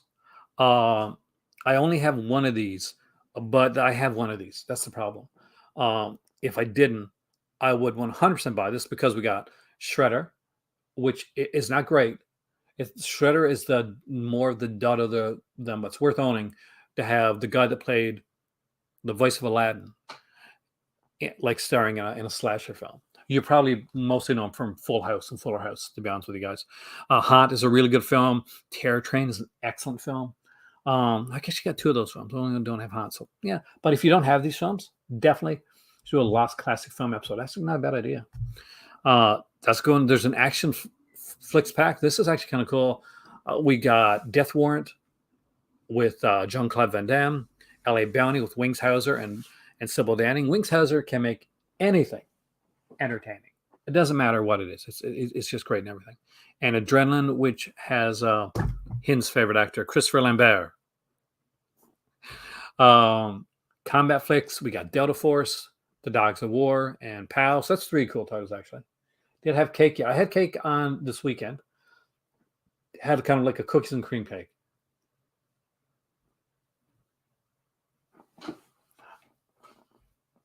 I'd have to tell Brian to know Elric because I have not yet spoke with Elric, unfortunately. Though I do love Pure Cinema Podcast. So I better to say there. I totally forgot. We got the Comedy Flicks pack. We got Clifford, Heavenly Kid. What's the other one? Modern Vampires. Okay. It's a Ronin sale, yeah. The Gates of Hell is here, Jeffrey.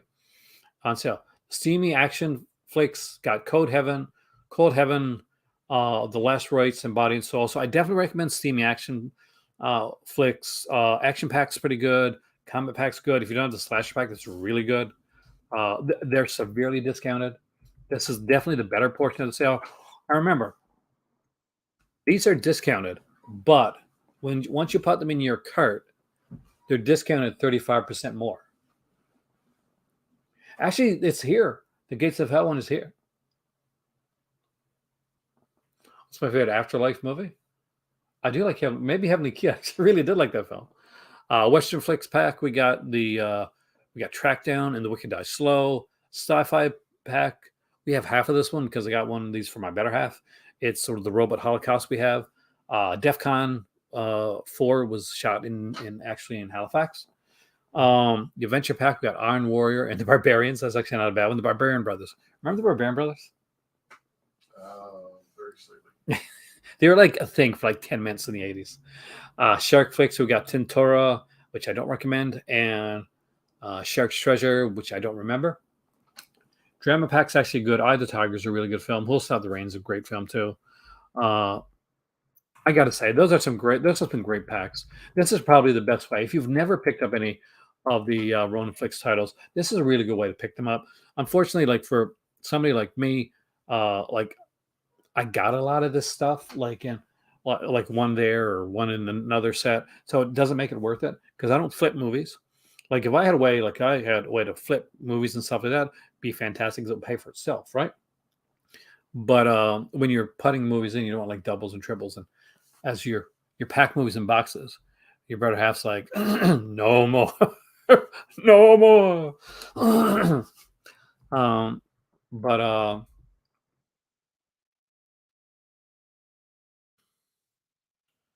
yeah, I'm impressed. I like the bundles. Shredder's it's fun. It's got like a Jeffrey. There's one neat thing when you're watching Shredder. Go to the special features afterwards, unless they fix this because they didn't fix for mine. They actually have the wrong name for the actress that they're interviewing. Trust me, just look at it.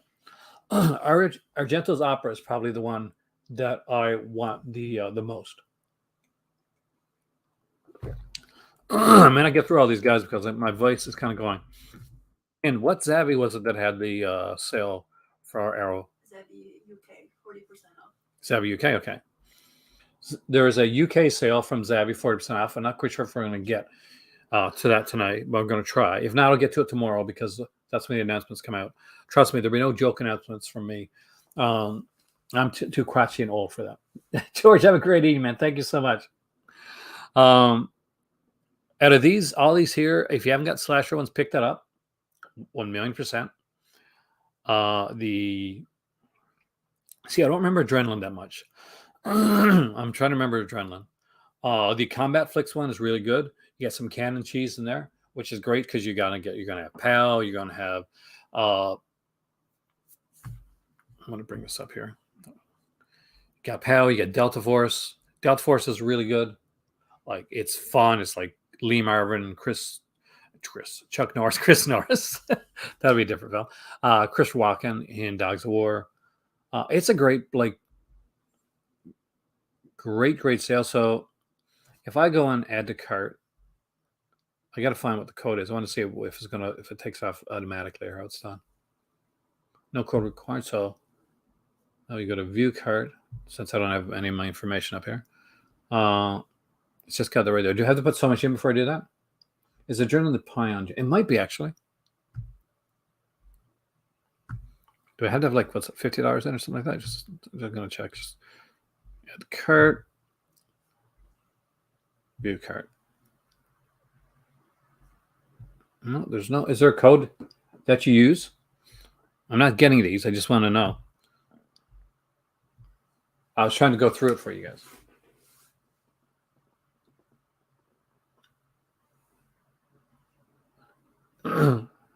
Defend Your Life. Good film, actually. Albert Brooks. I love Albert Brooks. So it's Zavvi UK, right? Yeah. So we'll take a quick look at Zavvi UK. Look at the Arrow sale there.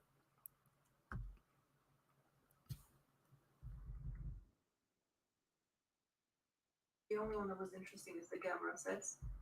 Got the camera set. We have one. There's two. Yeah, but what they did was they broke down the big one into two sets. Never mind then. Nothing is interesting. We'll find out. So where's it at? Let's just say movies. Arrow. This should be. It's not in clearance, is it? No, it's not going to be in clearance, right? No. If I go down further, maybe it'll be here if I go through here. So let's find out. The Batman, Moon Knight coming soon. Fox Pikachu. Bloody hell. Due to pre-order from Arrow. We had True Romance. Forgot they had True Romance. That's a good movie. Final albums. Why am I not seeing it? Church UK? Check your email.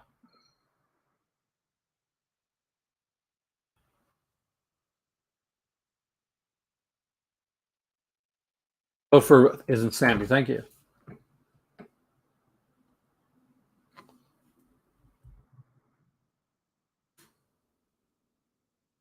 Let me just bring up Arrow video.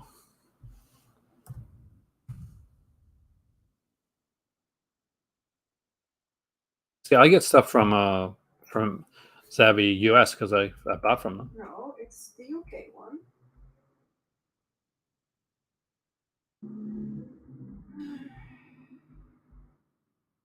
Send me the email to the Aaron Pin one. So I got them putting Canadian prices there. Oh, these are if this is a sale, these are really freaking good prices, especially in Canada. So the 4K of Django. Does it say 40% underneath it? No, but the MSRP is like $60, so that's definitely 40%. No, Aaron. What email do I need to send it to you? Aaron, my last name 89. Okay. Too much information. Giving out too much information. Let's just see. I'm just joking. Sent it. You did? Okay. So let me just check here. See if Hen sent it to me correctly. All right. Arrow is one of the companies that me and he agree on. Why is it not showing up? Sent to my other email, did you? I got a birthday greetings from Jamie Lanks. That's nice. Other box. You sent it to me? Yes. At Outlook, right? Not Outlook, iCloud. Oh, then that's upstairs on my iPad. Okay. My business one, honey. I have like a bunch of emails. Kubrick, I just spoke to you, man. I have a great birthday, Warlock. Go shop by category. That's what I have to do. But I want to check these out for you guys because there's some good deals on here. 40% off is really good. We've been looking at 20% off sales, guys. We're going to go out 30% off sales. We're going to up that by an extra 5%. We're going to 40%. Get all out there.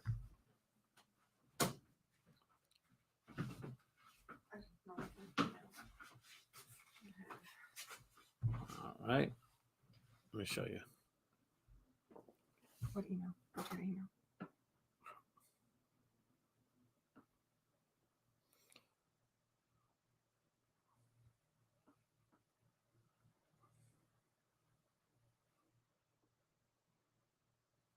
Yep. I think that's about right. I think I spelled my own email right. I mentioned you earlier, Kubrick. No, here. It's come here. Okay.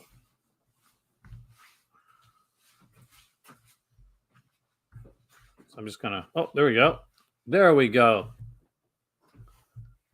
So what I need. Oh, there we go. Arrow sale. Shop now. What I need.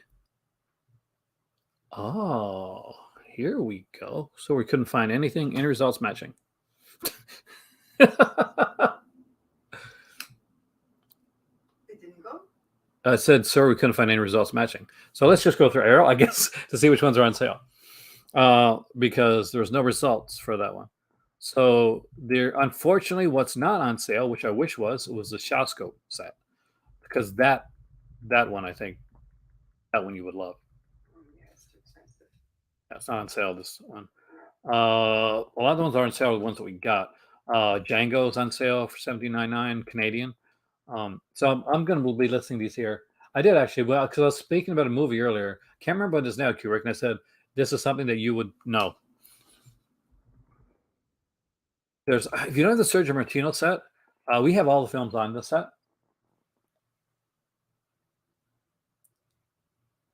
Maybe that's what we need to do for the next Christopher Lee won Match of Chaos because you did good with the reviews.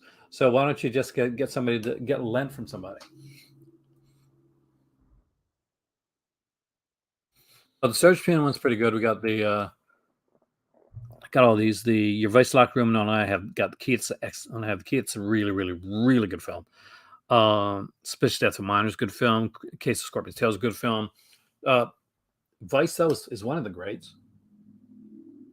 Oh, I'm definitely not changing the UK and the price. I'm Canadian, so I'm keeping it here.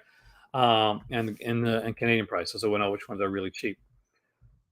Society's Blu-ray DVD pack's actually pretty cool. $130, so it's not overly great. So the Complete Sartana set, really good set. Definitely recommend that one. That's a cool one. I had my cousin actually read out the names of the titles of the films because I said the titles of the films are so insane. Go back to the email because why is it coming up to me? Okay. So here it is, right? Where's the email? This is the email I'm looking at right now. Okay, and go.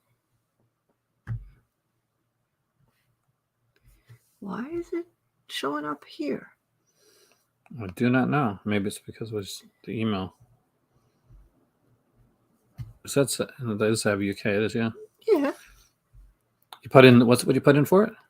So save mass 4% off. Use code Arrow 40 and discount. So you mean they're off more than that? Yes. Oh wow. Okay, so if you put in Arrow 40, so you have to go to the UK site. I'm on the UK site.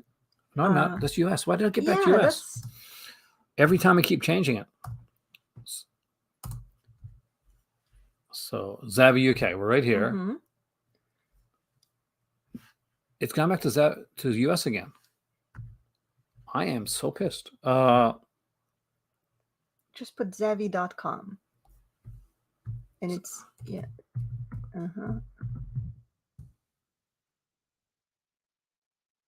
Yeah, I don't know what. What the hell? Savvy US is hijacking. Savvy UK or something like that, maybe. Okay, so this is what it should be going. Right click, maybe. Okay, go back. I'm gonna.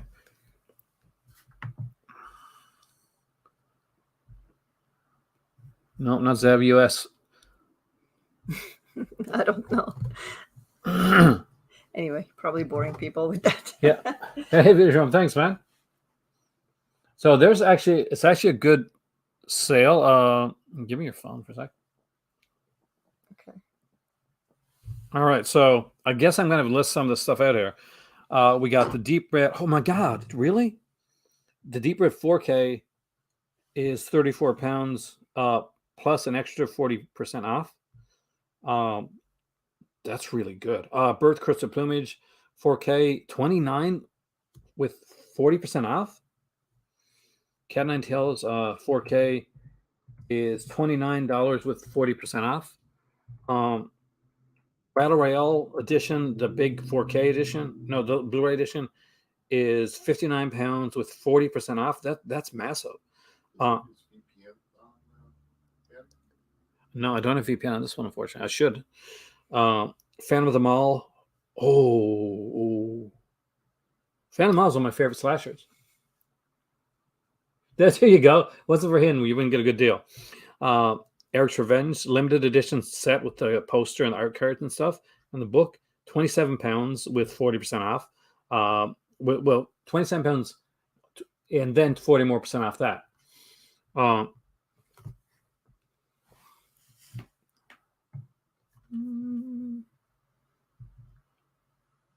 I feel like it's getting hijacked. Yeah, for some reason it's automatic. Okay, let's see. Oh, it's down here. Try this. There you go. Go to Zavi UK. Where is UK? There you go. It keeps getting hijacked by Zavi US. Zavi, you're pissing me off.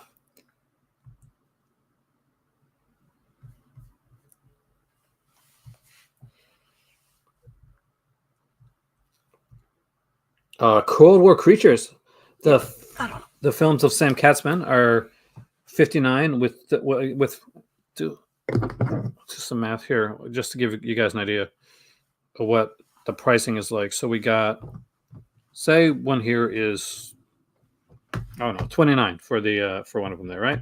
29.99 times 40%, 11.99. So 29.99 minus 11.99. So it's like $18 for like a 4 18 pounds. Aaron. pounds for a This is in 4K. pounds. Still, considering how much it costs, that's great. Demons 2 4K is 24 pounds. The Demasian collection is here. I'm not sure if my better half remembers those or not, but they were like this gigantic. Yeah, I don't know. On the computer, it's for some reason. Yeah, it's just it won't it's go to not- it. I wonder if I'm going to try something. .com, but prices are in pounds, right? Yeah, because they have an American site too. Yeah. So if you go at the bottom all the way here, you are on UK. So close the browser, Aaron, completely. Like get a new browser. I'm going to try something. So we're going to stop sharing this page for a second. Yeah, Kubrick, the pound is definitely higher. So for us, it's about 1.5 times the cost. So like if it's like 18 Here we go. pounds, that should be close to $30 Canadian. 35, yeah, around 35. So if I go back to that email now, wonder will it let me get to it? I don't know. Check. No, because it's bringing back to the. Oh yeah, you're on it. Go down. I think this is the US one, the UK one. So if you go down, Yeah. So guys, this has been quite the adventure. I can you scroll down and see if that cell is in there. Or that's US. oh, it is still US. It doesn't say US on top. Oh no, it's not. Oh, I'm looking at the wrong. So you know what? I'm actually looking at the old page. So when Hin was mentioning that stuff, just so you know, I got to close it that other page so that it doesn't confuse us. All right, so here we go. Because I had the other page still open up. So we should be seeing the arrow stuff, right? I don't know. There we go. 40% off shop now. There you go. Okay, can I have my phone back? You can have now? your phone back now. I will allow it. I will allow it. Yes, the Canadian dollar is a little less than the US dollar. A little less. Well, yeah. Well, we're getting better actually. Well, Okay. Ones that I think are pretty much musts for. so hang on, just to say. So one pound, one British pound is $1.31 for US, and it's $1.64 for Canadian dollars. So basically multiply by 1.3 for US dollars, Okay. which is not bad actually. Actually, no. And there's some stuff here that I would kill for. So I'm going to give you recommendations here, guys. And I'm going to thank him for all this work. Yeah, the great. Thank you, Brexit, man. All right, so we're going to look at some great stuff here. Deep Red 4K recommended strongly. Deep Red is one of the definitive Giallo movies of all time. It will always be one of the greatest. It has one of the greatest soundtracks. Deep Red and Tenebrae are the two greatest films, Giallos, that I think that were made under Argento's watch. 1,000,000% Deep Red. My better half's favorite Giallo, I'm pretty sure, and I could be wrong on this, by Argento is probably Bird with Crystal Plumage. It was the first one that he did. The one that was set in the art gallery. I think that was your favorite. Cat o' Nine Tails is usually nobody's favorite, but it's the only one that I've got a special edition of because it was cheap and it was at Sunrise Records. Battle Royale is a fantastic film. I wish the 4K was there, but the Blu-ray is good one there. Cold War Creatures. Sam Katzman is a master of the schlotsy, like 50s era sci-fi films. He had a movie called The Werewolf, which was a kind of a cheesy science fiction werewolf film. As opposed to like the usual lycanthrope ways of being made. So these are so this one is more of my better half type because it has, and I kid you not, these are the movies: Creature with the Atom Brain, The Werewolf from the 1950s, The Zombies of Mora Tao. Don't expect zombies to be eating brains.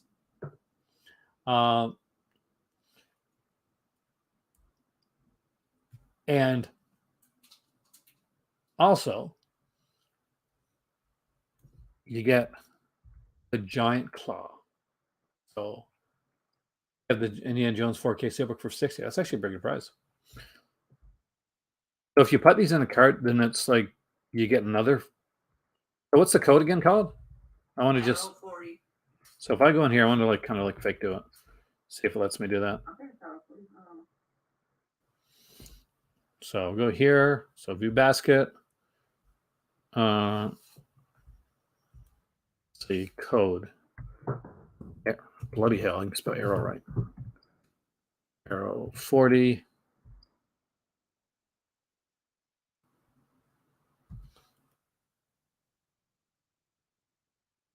Yep.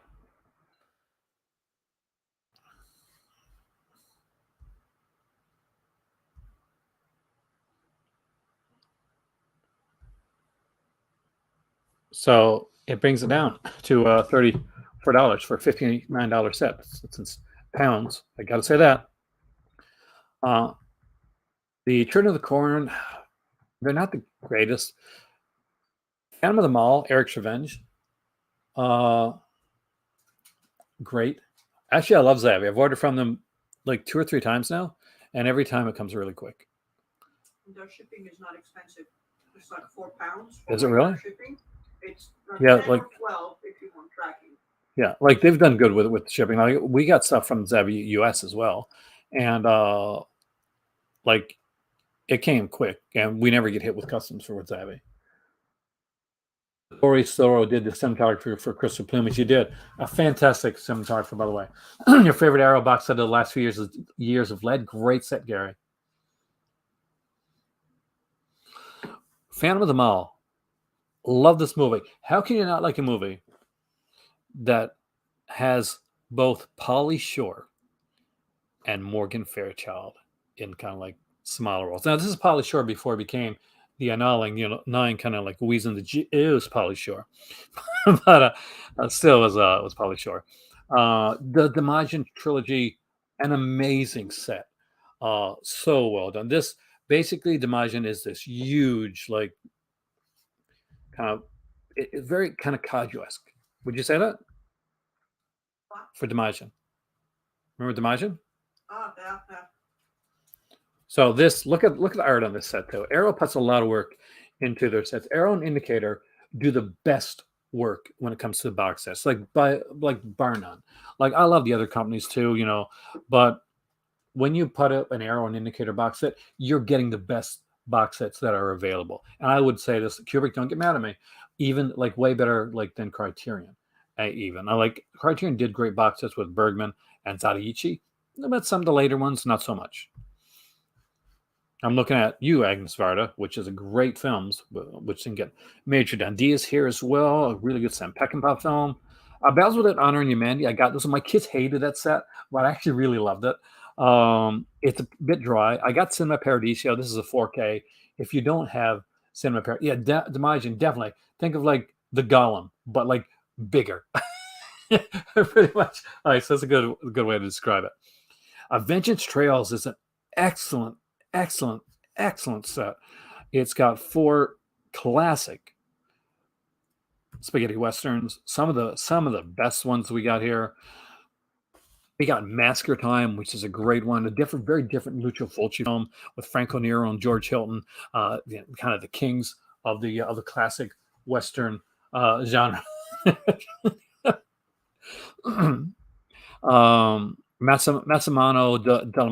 Massimo Dallamano, who most famous for his for his Giallos, did Bandidos, which is a really good title here as well. Man, You got My Name is Pecos, a really good one, George Eastman. And God Said to Cain is a fantastic Western. Yeah, guys, that one runs what, 59, so 34 pounds. Not bad for four movies and the big set ways put together like that. There are some like cracker deals here though.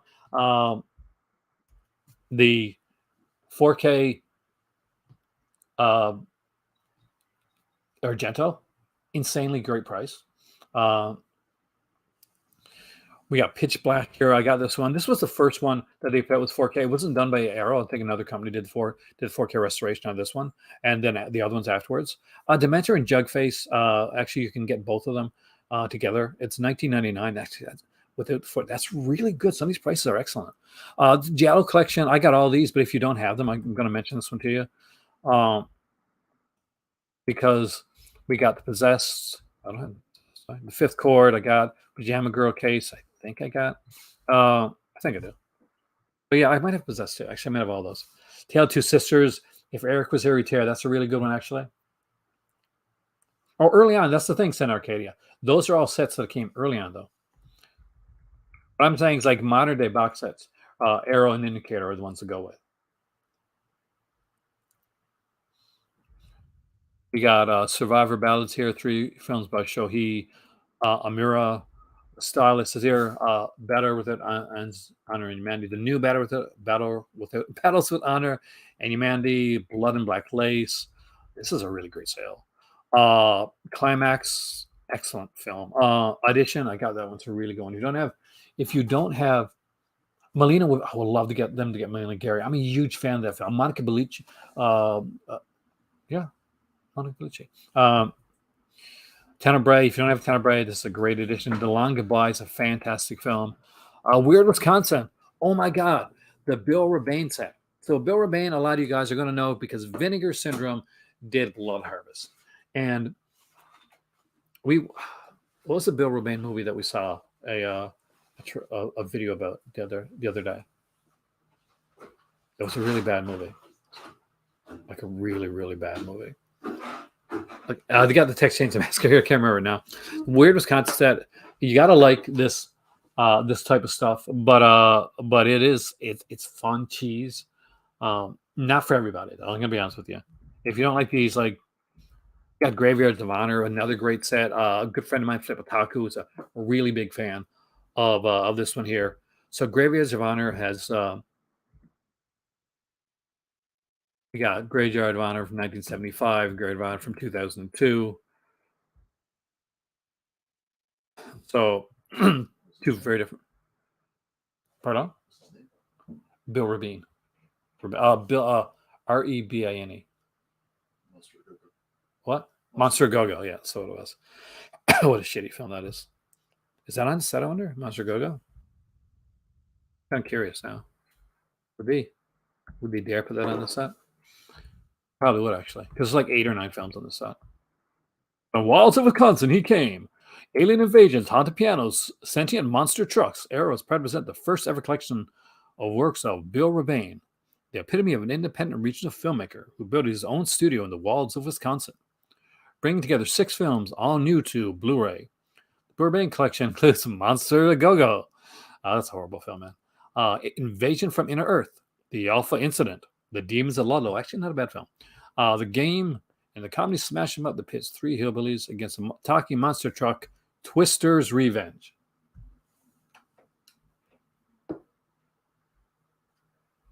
Again, all those are older ones.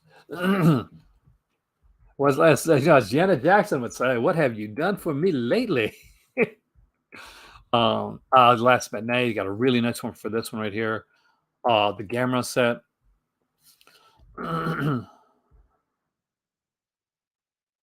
If you don't have the Gamma set, hey Anton, welcome, man. I would recommend the Heisei era, the Gamma set. To Live and Die in LA, Mondo, you're on my good. You're definitely on the cool list now because To Live and Die in LA is one of my favorite noir films. The Furies Hill, here, American Werewolf London, Phenomena, The Burbs. God, there's like 10 pages. My better half said there was like barely anything on here. She looked through all these. I bet she didn't. I got Coffee. This is a great one, by the way. Coffee's a really good film. I love Pam Grier.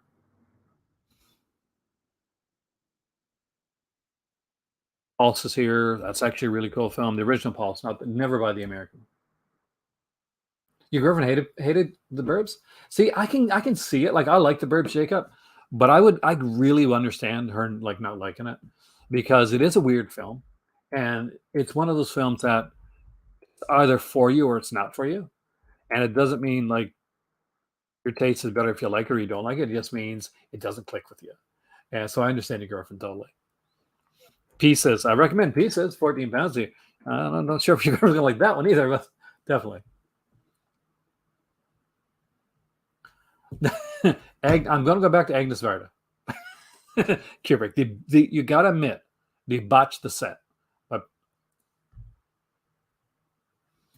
another person with fantastic taste there. See, Videodrome agrees with your better half there, Jacob. We got Hand of the Basket, The Apartment, Jack Lemmon. Such a good movie. Rafifi, I got this one. This is a really good film. Jules Dessin. I think Jules Dessin does great work. Sullivan's Travels, again, it's a classic older one. I'm going to recommend one that isn't a bit insane. It's called He Came from the Swamp. It's the William Greffe set. It's got a great documentary on it. Unfortunately, Kubrick, I really wanted that Varda 6. I'm a fan of Varda's work, especially her kind of experimental work. Your best thing for if you want to see her movies, watch the ones that they got on the Criterion streaming service. I don't have it, but I'm pretty sure you do. Because it's better than getting the set. Don't Torture Duckling, one of the great films, just period. This is a great sale.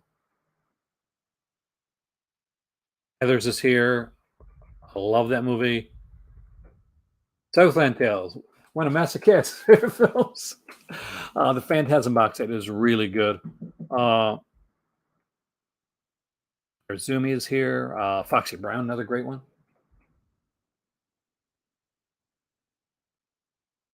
We got the Six Gothic Tales, a fantastic set. Phantom of the Paradise, one of the greatest horror musicals ever made. King of New York belonged to everybody's collection. I had heard that too, that there was a director's cut of stuff. So you might want to wait on getting the stuff there. For which one? You mean King of New York? No, it's not De Palma. I think King of New York is it Abel? And it's Sabo Ferreira, I think. Yeah, Sabo Ferreira.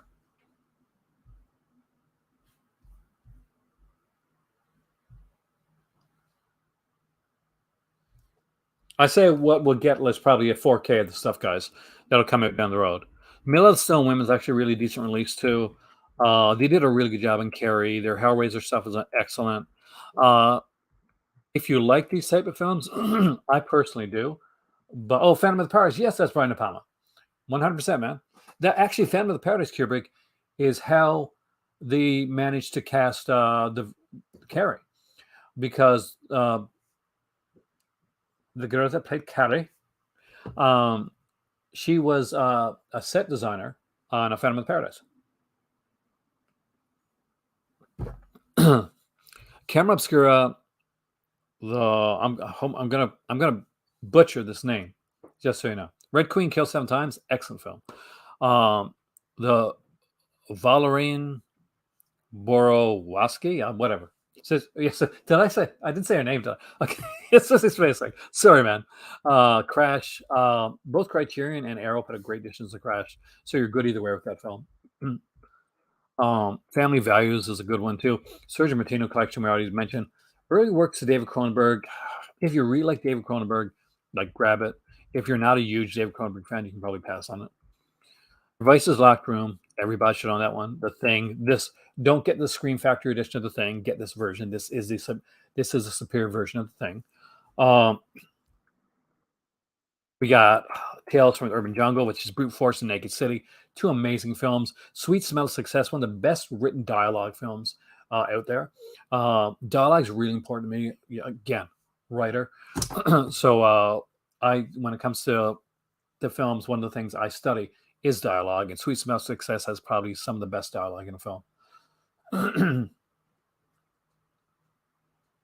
They probably were, actually. With No Eye is a personal favorite of mine.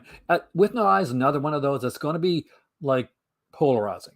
You're either going to really like With No Eye and get the joke, or it's totally going to be lost on you, and not because it's just such a different film.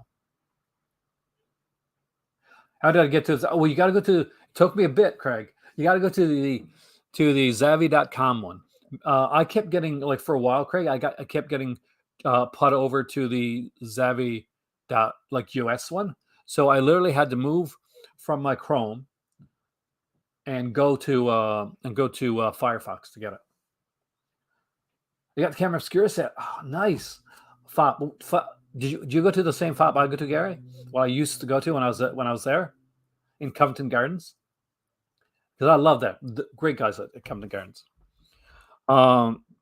The house collection is really good. And by the way, if you've got the North American collection of house, then you've only have the first 2 films. Only the UK edition has all 4 films. Bring the Head of Alfredo Garcia. When this was a limited edition, I told you guys to pick it up because there's this huge Sam Peckinpah documentary that everybody should own, which probably is not in this one, but still it's a really good film. Warren Oates, just a great actor. Switchblade Sisters is a classic Jack Hill film. We got RoboCop, Elvira. We got the standard edition Dune here. Miracle Mile, kind of a cool film. That's it.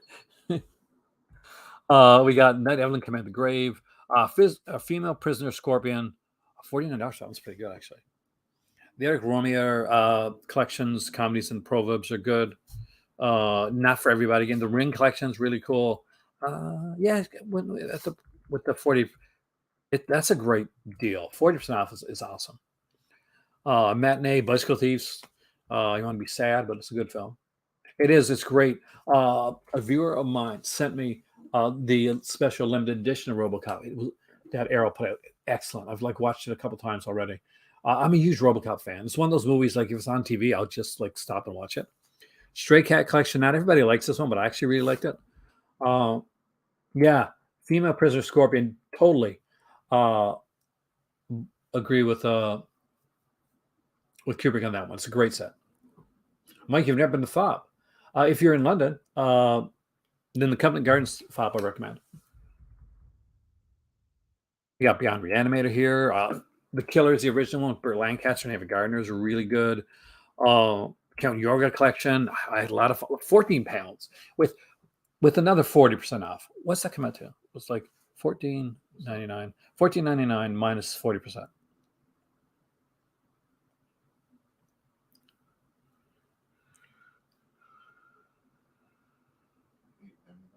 $8.99 for 2 films. That is cool. We got Donnie Darko here. If you're into Donnie Darko, I actually wasn't. The Herschel Gordon Lewis Feast set. If that's cheap enough, definitely worth picking up. It's a really cool little set. But again, it's not for everybody. We got the Miss Call trilogy. One Miss Call was a really good trilogy. I actually really like this set. Old by again, classic stuff.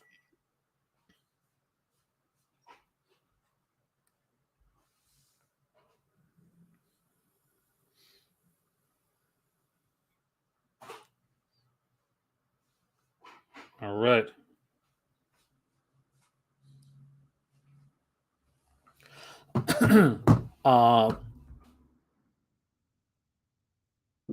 Deranged is actually a fun one. I wouldn't say fun with Deranged. I like Obsession. I really do. It's Brian De Palma.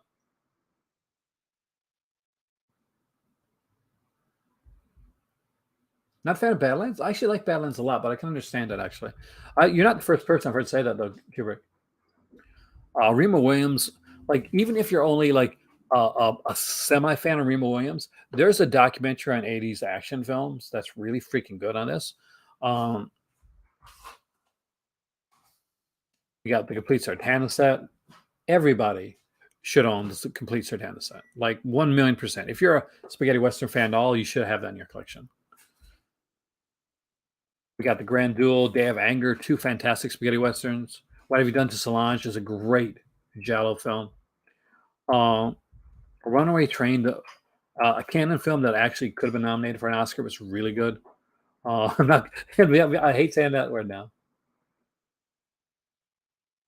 Oh, really? So you haven't seen the They Call Me Nobody film, son? You're in for a treat, man. Thank you, Cinema Dave. Welcome, man. This is an awesome sale here, Cinema Dave, on the Zavvi UK. What it is, it's got like some stuff has been discounted, plus 40% more discount if you put in the code Arrow40. Oh yeah, if you're in spaghetti westerns, Day of Anger should be in your collection, man. That's definitely one. I like Waterworld. I'm going to say it. I do like it. Was it really? It should have won then. That's a really good film. Runaway Train, such an underrated film.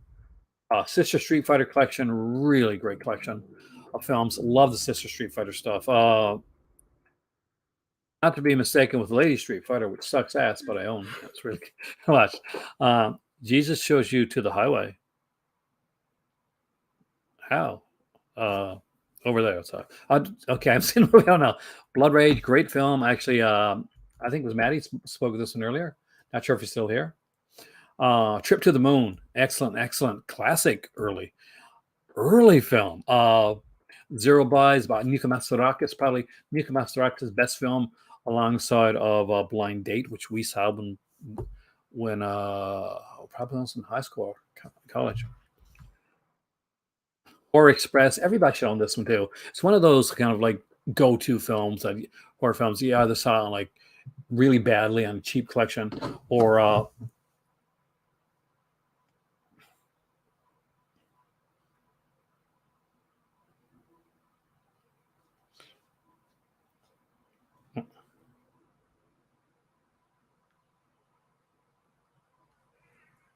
because it's so cool.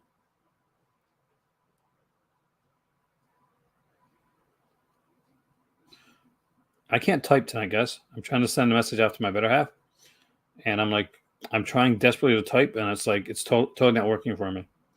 I'm literally all thumbs. Creepshow 2. I actually like Creepshow 2 a lot. Own over 100 spaghetti westerns. I do not own that much. You do need to buy a region free player. Antoine, here is the sign that you need to buy a region free player. The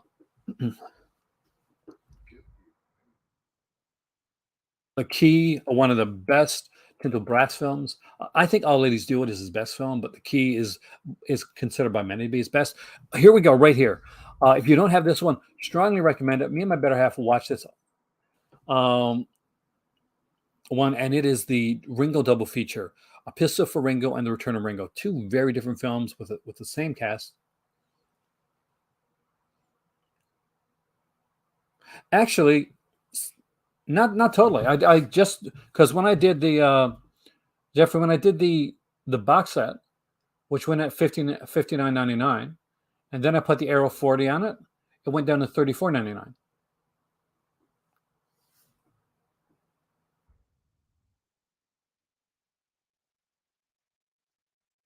So I know for at least a box set, it's so like say for instance, I will pick out one. Just try to make it larger of me now. So we're gonna go to here. $44.99. Pay 1 penny. Go to buy now. Go to view basket. At this point, it's $44.99. Okay. Yeah, so there, it's already done for you. Make no lie on me now. That's what's but no, but one of the other ones it wasn't. Because I put up the spaghetti western one, and I was able to get it at that price. I should have bought then, shouldn't I? Maybe I made that mistake. Right on. Is All Ladies Do It at a print? Such a good film, Gary.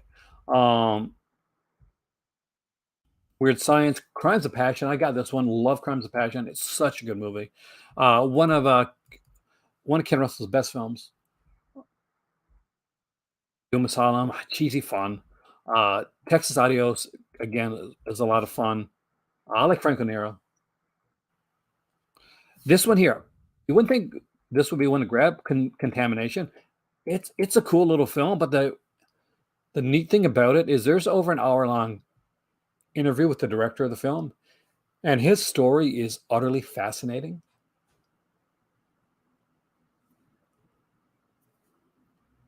I wish they still were using Tom Savini Sal Creep in the new Creepshow TV series because I'm so not down with a creep character that doesn't talk at all and just goes hee hee hee. It doesn't work for me. Cheeky is a good one as well. I love Cheeky. So that's definitely a good choice. That was your favorite Kurt Russell film? If you haven't seen the one, I do recommend it. Initiation. This here, by the way, this is Slasher Gold. Initiation is a great film with an interesting little twist and a great cast. Daphne Zuniga's in this one here, long before she did Meryl's Place or any of those things. But great little film. Comedy Terrors is a lot of fun. The house films, Boondock Saints, of course. Last House on the Left. Wish that was a limited edition because that's a really good limited edition set. Black Rainbow. I do my over there, I think, somewhere. I'll probably put it over the other place. No, this whole is a Roz volume. I actually really liked it. So you got vampires. Way the Eye is a fantastic film. But the only way to buy Way the Eye, to be honest with you, Kubrick, is this version.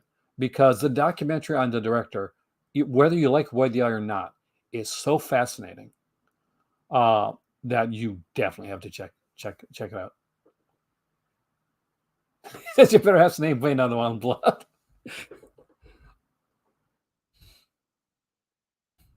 Don't get her mad. The Marx Brothers set's actually really cool. American Horror Project, they did really good jobs on both of these. I definitely recommend those. This sale here, I don't know. Let me just check. I got a email from my better half. I think she sent me a.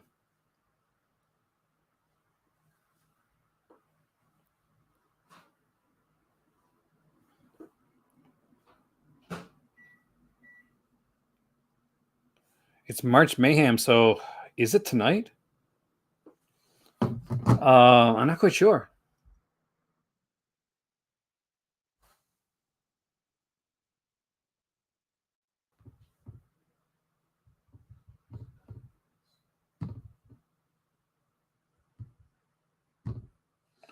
Cloudport Jungle is actually really cool.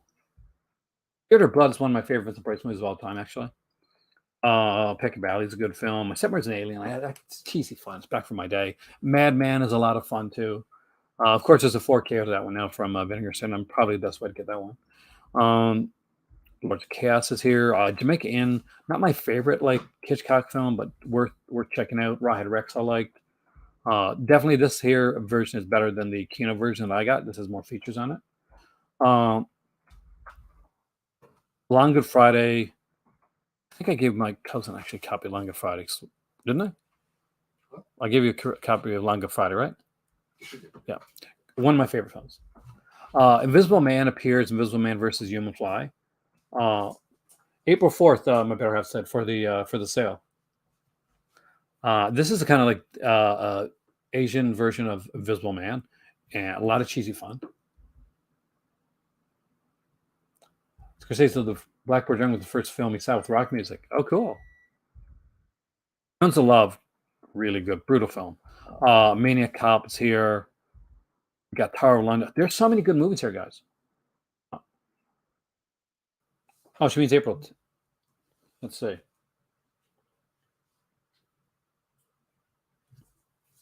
April 10th and then is when the sale ends. Tower of London is here. The Glass Key, the original American Horror Project. I really like the first volume. Some people like second volume better. I think they're both pretty good. Prey is okay. Prey is one where I'm going to be honest with you, the cover is probably better than the film.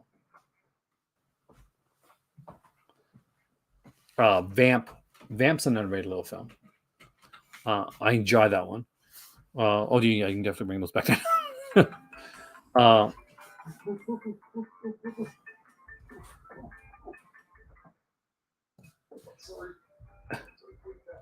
Kill Factor is there. Warning from Space, Andromeda Strain. Got the films of Olivier Assayas. Vamp is really cool, actually. I really love Vamp. Lola's, it took me a while to get into Lola. It's fun, but it was the second watch before I actually really got in this one. Forbidden Photos of a Lady Above Suspicion, as cheesy as the title is, it's a good one. Dream Demon. I don't know if I've seen Dream Demon, actually. Driller Killer. I'm meh on Driller Killer. The Iguana with the Tongue of Fire is actually pretty cool. It's a giallo set in Ireland, which is fun. Beast Within is really good. Oh no, Lola is a Tinto Brass film, Kubrick. Actually, that's a pretty fair assessment. Senna. Right, so boring it becomes funny. Yep. I think that's where Grace Jones. I was so in love with Grace Jones during that period.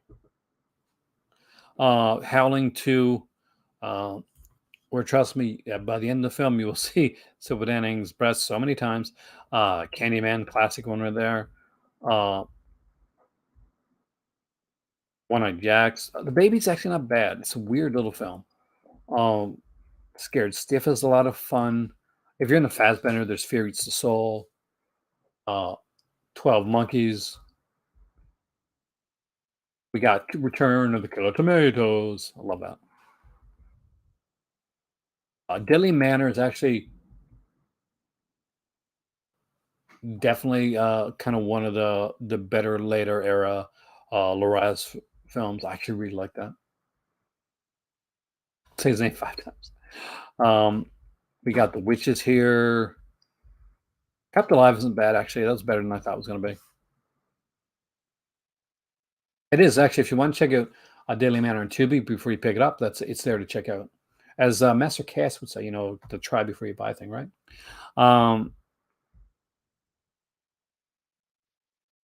Dark Blue is actually a really good film. I'll send a really good edition behind the door, so that's one I don't have to upgrade.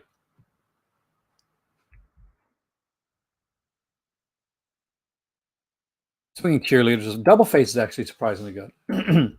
That's one that surprised me. I didn't think that was going to be as good as it was. Bloodthirsty Trilogy.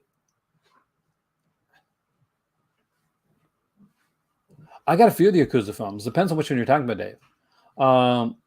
Because, I get kind of marked as giallo guy because giallo is one of my favorite genres, same as slasher. But I do like a lot of other genres as well. See, I liked Howling 5.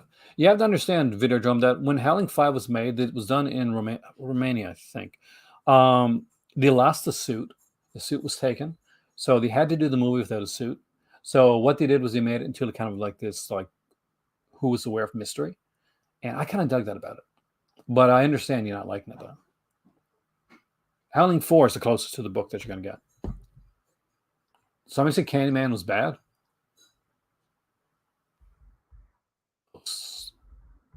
Son of a... No.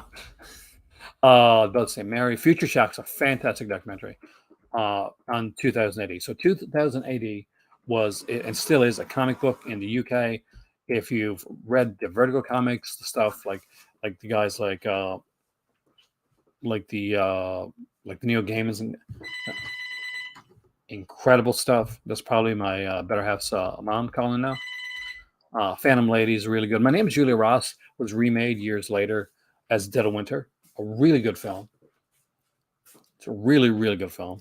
Both Dead of Winter and My Name is Julia Ross. My Name is Julia Ross.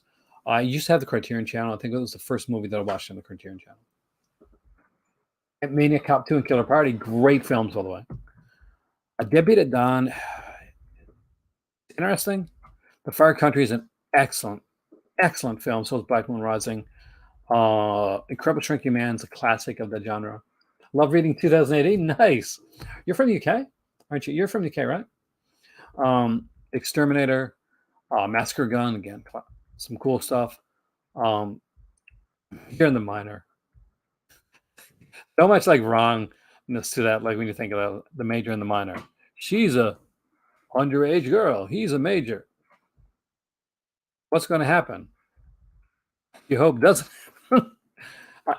Empathy Incorporated. I was actually very impressed with this film. Liverpool. Oh, nice. Empathy Incorporated is a black and white film. I watched it on Shudder, and I really liked it. I really did. Let me know what you think if you guys have seen it.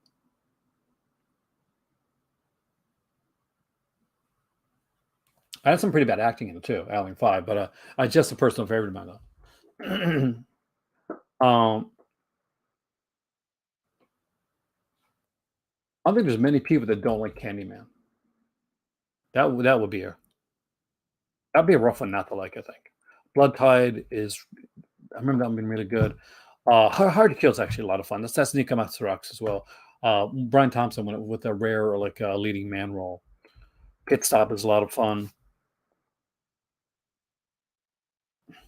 Yeah, been here for a while, guys.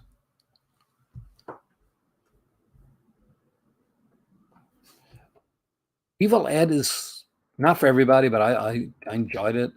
Bob Carrollton is good. Obviously, I just mentioned that before. Secret Behind the Door. Cohen and Tate's actually not bad either. I enjoyed Madhouse, and I know everybody won't. Werewolf, oh God, I would kill to get Werewolf the series. John J. York was a star of that. He's actually now acts on the X for years. He's been on General Hospital. I remember when he first came on because his brother on the show is Australian. He was supposed to be Australian too, so he had this like really bad Australian accent, but they let him like lose it after a while. Pit Stop's a Jack Hill movie, yeah.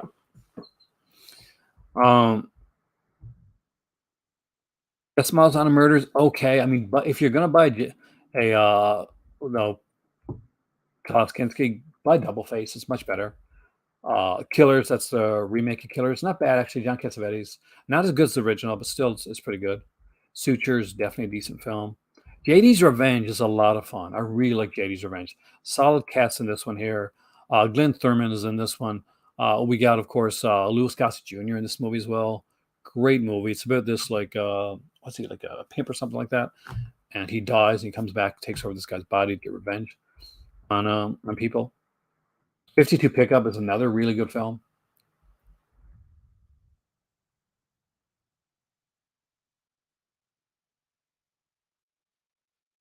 Sixteen Candles. It's a classic.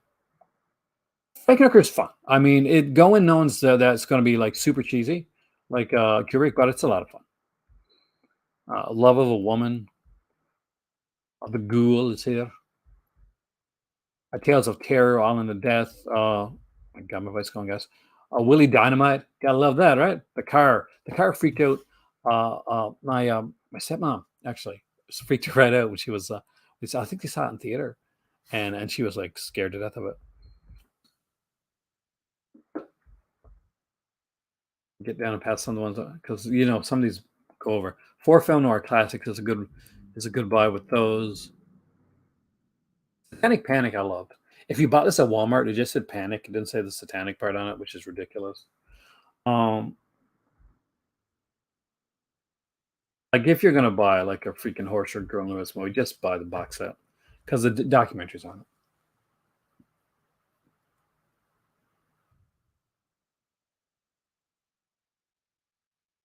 I know I like Frankenhooker. It's just it's fun and cheesy, and it's actually kind of a neat little like kind of take on the whole drug craze too, right? Scalpel. I really love Scalpel. So much like Giallo, there's a thing that the U.S. does called Southern Gothic, and the Southern Gothic basically has a kind of a twist, a mystery aspect to it. Usually, there'll be usually some type of romance. It'll be kind of a twisted romance, and Scalpel is no switch when it comes to that. So Scalpel is a movie where I think it's Cliff Robertson plays this guy. He is a plastic surgeon. He doesn't get along with his daughter. They have a big fight. She runs away, and a few years later, his wife's, so his dead wife's grandparents, his dead wife's parents pass away, and they leave all of the money not to him, but to his daughter. So he can't find his daughter, but he comes across this stripper that has just had her face slashed up outside of a strip club. He picks her up, brings her to his clinic, changes her face to make her look like his daughter so that she can get the money and they can share it. At which point they actually starts to kind of fall for her. So he starts to have a relationship with this girl that looks just like his daughter. Judith Chapman, famous soap opera actress, actually plays both roles of the daughter and the lookalike, and it's really, really good. The girl that plays Franklin was one of the judges for the first Ric Flair Sting. I did not know that, actually. But I definitely recommend Scalpel. I'm not going to recommend Comic. But some people might like it. Hitting the Pendulum, great film, actually, Gary. Premonition I like, but just buy the set, actually, for that one, for the price it is.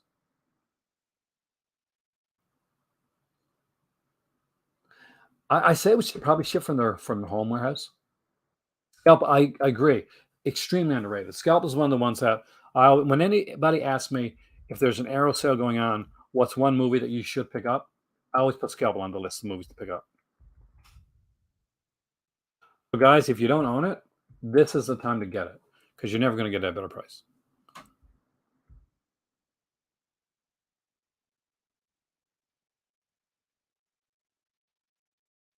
Getting down to the end of this now. Man of Thousand Faces, again, another fantastic film with James Cagney playing the role of Lon Chaney. And they do the different like people that he played, like they have him dressed up as like Family Opera and have like the Hunchback, so many different characters. So we get to see that too. Such good. Eaten Alive, an underrated Tobe Hooper film, and I'll be honest with you, like it really is. It's just the fact that basically it came out after Texas Chainsaw Massacre, and what the hell? After Texas Chainsaw Massacre, which is a near perfect film, anything that comes out is going to seem like pale in comparison. Schlock, bit of fun. Oh, Hellraiser, yeah, man. Creeping Garden, I kind of remember liking. Anyway, guys. My voice is going. My name is Aaron. This is the Cult of Cinema. And I don't mind letting you know that today I turned 51. So there's the thing. Thank you so much for joining me tonight. Thank you for the people that hit the like button, for the people that donated, for the people that super chatted. I really, really, really appreciate it. Only 51. That's it, man. Hopefully we get another like 40 or so years at that, right? 51's new 36. We'll go with that, man. Thanks a lot. But yeah, I'm not a person that minds like age and stuff like that. So there you go. Have a fantastic evening, guys. Thank you for so a minute over 49. Thank you for sharing my birthday with me, and I really appreciate it. I really do. Have a wonderful day. Because remember, there's a lot of these sales, but there is only one of you. So treat yourself kind, be kind to others, and I will see you here again in the Call to Cinema. Because as you can hear from my voice, I know you do, Cinema. It is time for tea.